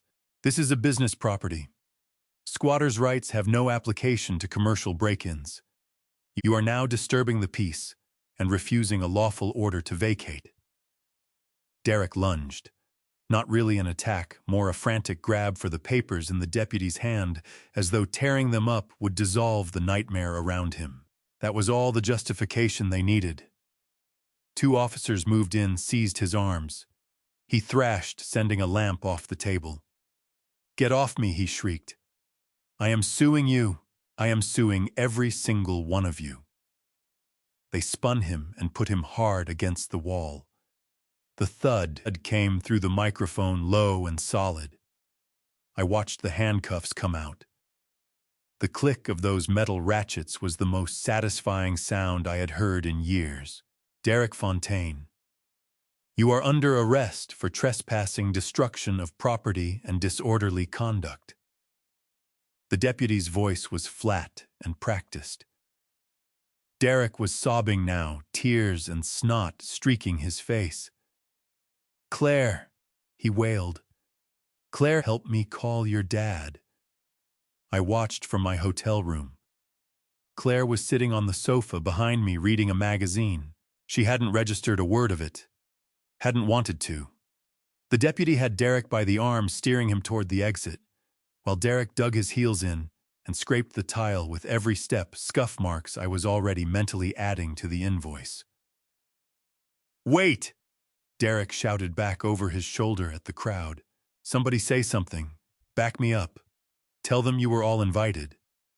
Not one person spoke. Those 15 so-called allies, every one of them bankrolled by my money, every one of them recruited for his hedge fund fantasy, stared right through him like he was a stranger. The one with the slicked back hair, the same man who had put a cigarette through my sofa, moved to the front. Both hands went up. "Officer," he said, calm as a man ordering coffee. "None of us knew anything. He represented this property as his own, said it would cost us $2,000 apiece for the week. As far as we're concerned, we're the ones who got swindled." Derek's neck snapped around. "Traitor," he screamed. "You lying piece of—" The deputy put a hand up and cut him off. He faced the friend. "He collected money from you for access."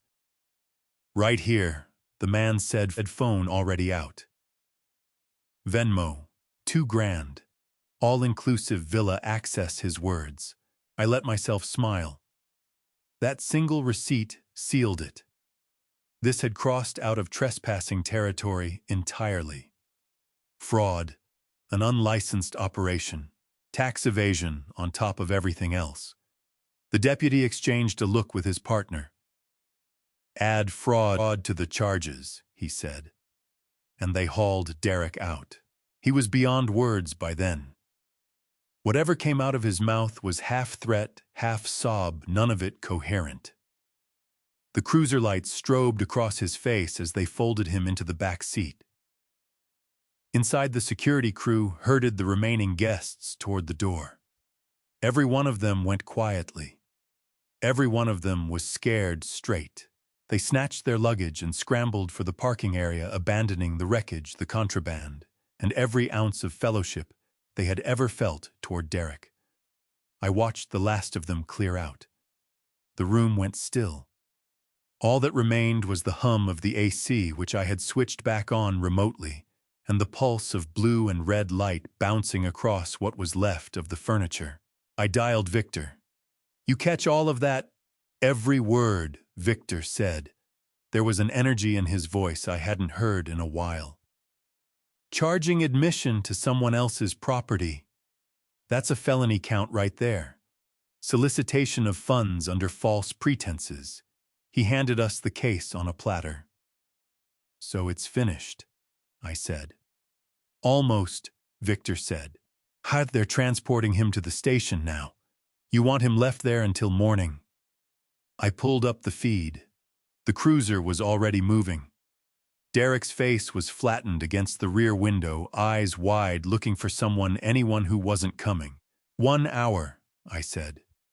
"Give him 60 minutes to sit in that cell and understand what silence feels like. Let it dawn on him that nobody's picking up the phone." "And after that?" Victor asked. "I go in myself," I said. "There's one more thing I need to hand him in person."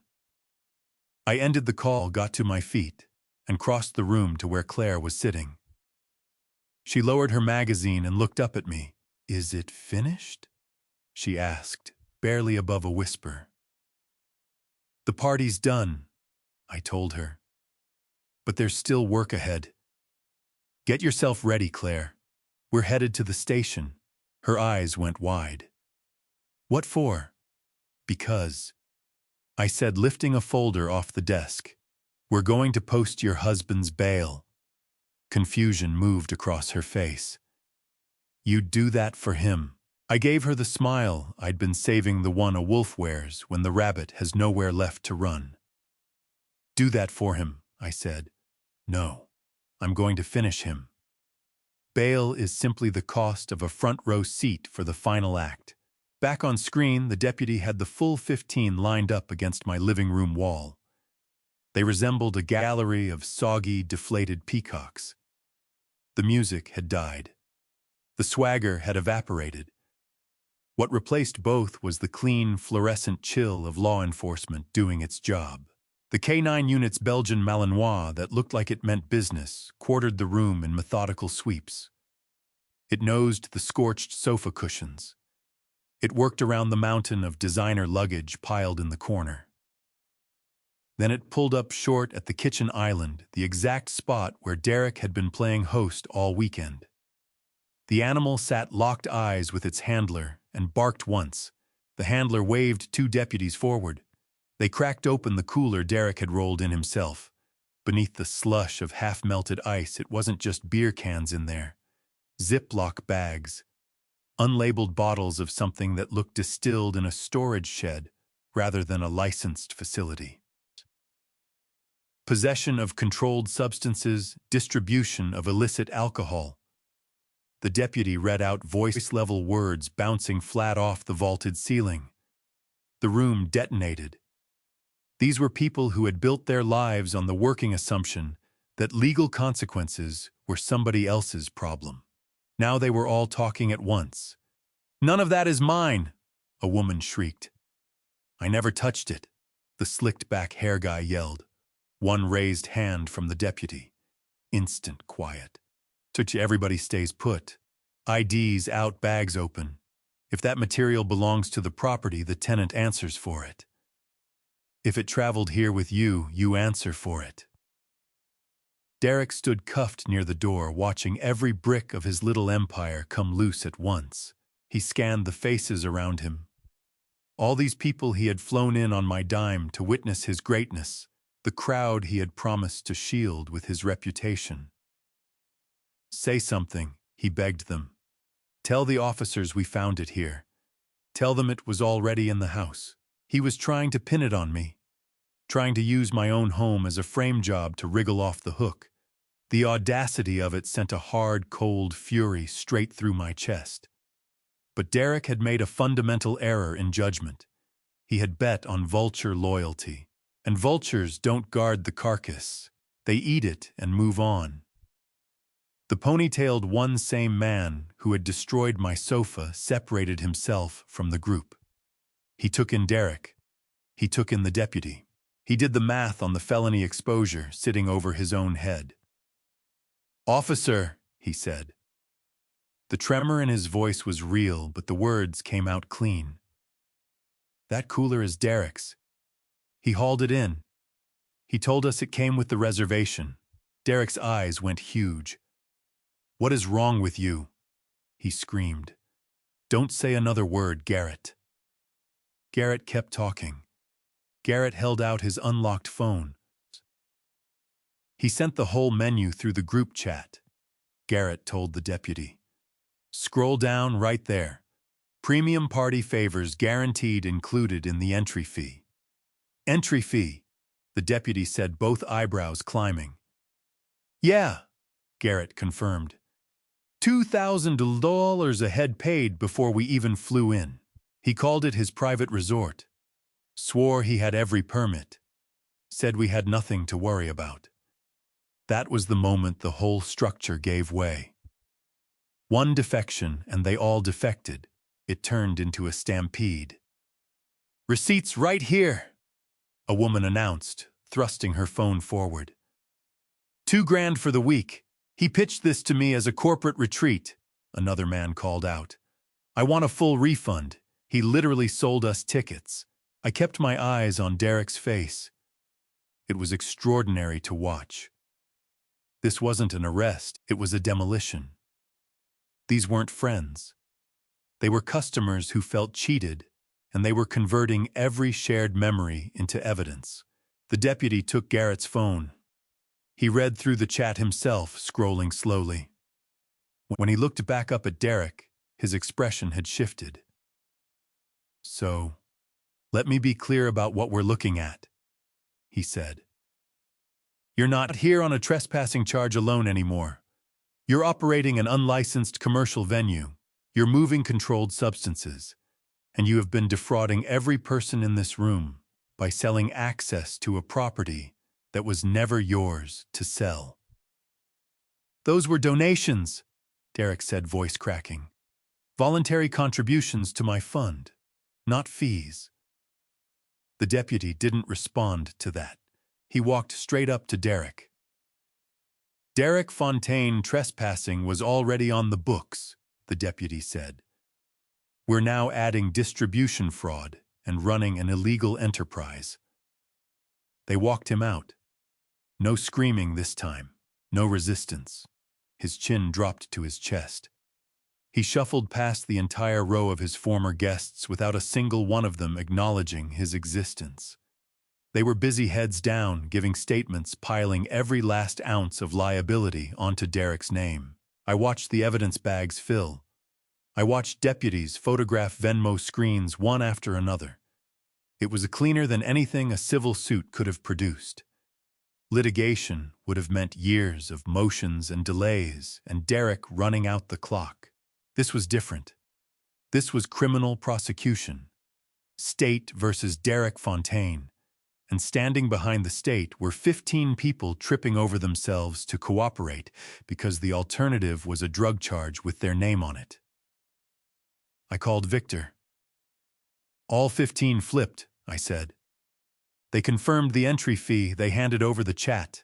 Victor laughed, the real kind. Game's over, Eugene. Tax fraud, wire fraud. The man is going to be buried under statute after statute. He won't breathe open air for a decade. Is Claire set? I asked. Already in the car, Victor said. We'll meet you at the station. I shut the laptop. It was done. The house was in the hands of people who knew what they were doing. I pushed my chair back, stood and straightened my shirt. Something had lifted. 5 years of dead weight, 5 years of watching this man hollow out my daughter and bleed my accounts dry, and it was simply gone. I crossed to the door of my hotel suite. I left the screen dark behind me. There was nothing left worth watching. I already knew what I'd find when I got there. An emptied-out house, a wrecked floor, and a quiet that was worth every dollar of the repair bill. I rode the elevator down, collected my truck from out front, and drove to the station not hot with rage but cold with intention. Derek believed the worst had already happened. He figured the moment those cuffs clicked shut, he'd hit the floor. He hadn't. The floor was still ahead of him, and it was wearing Claire's face. The fluorescent strip lighting in the holding area buzzed at a pitch that made most people want to climb out of their skin. To me, it sounded like the hum of a machine doing exactly what it was built to do. I set $5,000 in cash on the desk, the 10% premium on a $50,000 bond.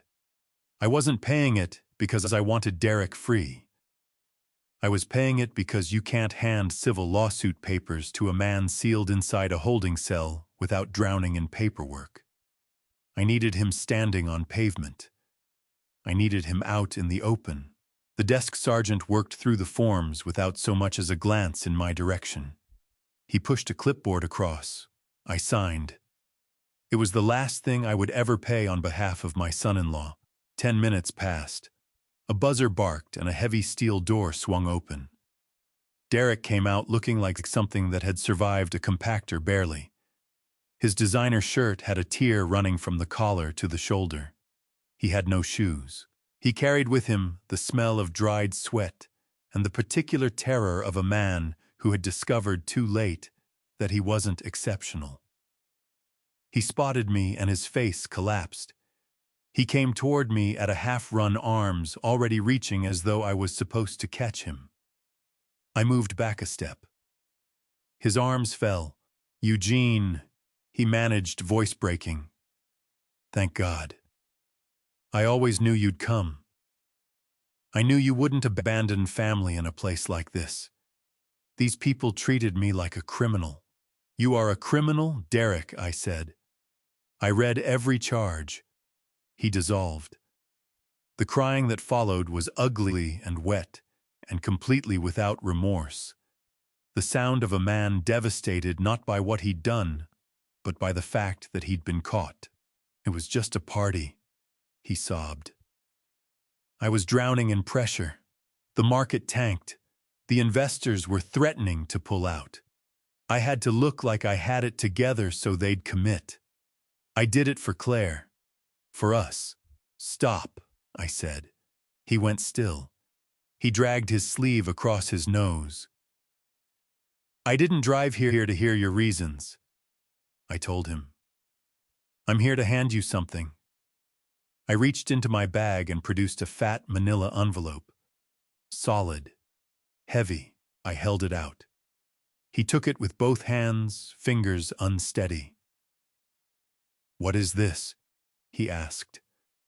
Are you covering my legal fees? Did you bring me a lawyer? Open it, I said. He tore back the flap. The first document came out thick, stapled in the upper corner. Centered on the page in bold, Petition for Dissolution of Marriage. Claire, he breathed. He looked up, eyes going frantic. She can't do this. She loves me. If I could just talk to her, I can explain all of this. She's gone, Derek, I said. Somewhere your voice can't reach her. She has filed for emergency protection and full asset separation. You're not her husband anymore. You're the respondent. He shook his head like he was trying to shake the words loose.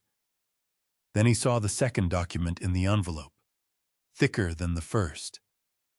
Civil lawsuit, he stammered. $250,000, Eugene. I don't have that kind of money. You know I don't. Why are you doing this? I moved in close. This was the moment I'd been building toward for months. I know you don't have the money, Derek, I said, keeping my voice low and level. But I know exactly where to find it. Do you recall the condo down in Wilmington, your parents' place? The one you co-signed on 5 years ago when they needed to refinance back when your credit looked clean because I'd erased all your old debts. Derek went the color of old chalk. The breath stopped in his chest. You wouldn't, he said. That's my parents' home. You put your name on the deed as collateral, I said. This morning through my holding company, I purchased that note from the bank. I own the mortgage on their home now. I tapped the stack of papers in his grip. You have 30 days to pay me $250,000 for the damage you did to my property. Miss that deadline and I trigger the default clause. I foreclose. Your parents lose their home to cover the cost of your party. The horror that moved across his face then was total. He was finally seeing me the way I actually was, not the patient old man he'd written off. Not the soft touch he'd spent years taking from, but the wall he'd been sprinting toward without knowing it. You're a monster, he whispered. I turned my back on him and walked toward the door. I'm just a landlord collecting what's owed, I said. 30 days. Clock's running. The collapse of Derek Fontaine wasn't a gradual erosion. It was stepping off a ledge without checking for the bottom. Within 48 hours of me leaving him on that sidewalk, the life he'd constructed for himself had stopped existing. His brokerage firm didn't hang around for a conviction. In that industry, an accusation of fraud tied to client funds or an illegal enterprise isn't a speed bump, it's a termination notice. The moment the arrest report landed on the compliance officer's desk, Derek's license was suspended. A courier brought a box of his desk items to his parents' front door. He was a stockbroker who was no longer legally permitted to broker stocks. A shark with no teeth reassigned to the shallow end. Then the people he'd been trying to impress came for him. All 15 of them. They hadn't just given statements, they wanted their $2,000 back. Each one filed individual small claims actions, tacking on emotional distress for good measure. It wasn't about the money. It was about positioning each of them, rushing to establish themselves as victims rather than accomplices. He was being dismantled by the very crowd he'd staged the whole performance for. His social media feeds became a public flogging. Every platform, every comment section, scammer, fraud, con man. His reputation wasn't damaged. It was ash. Claire held firm. She was at the hotel working through the divorce process with the attorneys I had engaged. His calls went to a blocked number. His emails bounced back unread. She refused to be the person he clung to as he went under. For the first time, she saw him with clear eyes, a man who would pull her down with both hands if it meant keeping his own head above water. She became unreachable to him. He sent desperate messages into the silence, begging her to tell the police it was all one big misunderstanding. The silence had nothing to say back, but the move he never anticipated, the one that nailed the lid down, came from my office. I sat across from Victor and worked through a spreadsheet of Derek's liabilities. The numbers were ugly. Banks don't hold on to high-risk debt when the borrower gets arrested for fraud and loses their income stream. They'd rather sell it off cheap and scrub the exposure from their books. I was glad to take it off their hands. Through a separate shell company, I'd set up Retribution Ventures. I swept up everything. The personal loan note, the balances on his maxed-out credit cards, the outstanding amount on his leased luxury car. Every dollar he owed to every institution that had been circling him, now consolidated under one roof mine. I was no longer just the furious father-in-law pursuing damages. I wasn't merely the landlord with the lawsuit. I was his primary creditor. I held the note on his existence. I controlled the interest rates, the repayment terms, the right to freeze whatever pittance he had left and garnish any wages he might manage to earn until he was 90 years old, if it came to that. He was out on bail, moving around, telling himself he just needed to land a new position and rebuild. What he didn't understand was that any paycheck waiting for him at the end of that road already belonged to me. I had taken the mess he'd made of his life and converted it into a structured obligation, one that would follow him like a shadow for decades. 3 weeks to undo what Derek Fontaine had done to Tidewater Crest. I brought in a specialist restoration crew and ran them on 12-hour rotations. The Persian rug came out. A rarer silk weave went in. The Italian sofa was reupholstered in leather sourced from Milan. The cigar burns in the kitchen island got sanded flush and refinished. The walls that had taken splashed wine got a fresh coat throughout. The villa was quiet again, the way it was always supposed to be. The bass lines and the hollow laughter of people performing wealth for each other were gone. In their place, just the steady, unhurried sound of water coming in off the shore. I settled into a chair on the balcony, 6 in the morning. The sun was pulling itself up over the Atlantic, laying gold and violet across the water in a way no amount of money could manufacture. The air carried salt and jasmine, nothing like the stale beer and quiet panic of a few days ago. The sliding glass door eased open. Claire stepped out. She had a steaming mug of tea in both hands. No makeup. None of the tight, uncomfortable clothes Derek always wanted her in. Just an oversized t-shirt and a pair of shorts. She looked younger. She looked like my daughter again. Not somebody's arm candy, not a prop for a Ponzi scheme. She settled into the chair beside me and said nothing at all. She just took in the sunrise. Then a smile crossed her face. Not the camera-ready kind. Not the careful, placating smile she had worn around a volatile husband for years. A real one. The smile of a woman who had woken up without dread in her chest for the first time in a decade. I looked at her and ran the numbers one final time. Repairs and full restoration, exactly $250,000. Legal fees on top of that, another $50,000. Then there was the money I had sunk into acquiring Derek's toxic debt, a considerable sum by any measure. A forensic accountant pulling up that ledger would see nothing but red. A bad investment on every line. But I watched Claire breathe easy beside me, her shoulders finally loose, something returning to her eyes that I hadn't seen in years, and the truth of it was plain. It was the finest investment I had ever made. I had shed a son-in-law who treated people as instruments. In return, I had my daughter back, the one I'd believed was gone for good, swallowed up by his manipulation. $250,000 to reclaim my family. A bargain by any reckoning. Worth every last cent. I reached for the Macallan 25, the real bottle, the one I had tucked away in the safe room before the whole invasion began. A small pour into my glass. The amber caught the early light and held it.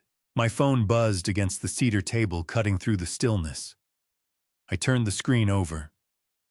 An unfamiliar number, a burner or a borrowed phone almost certainly, but the voice behind the words was one I placed immediately. "Eugene, please. I have nowhere left to turn. My parents put me out. Just $500 for food.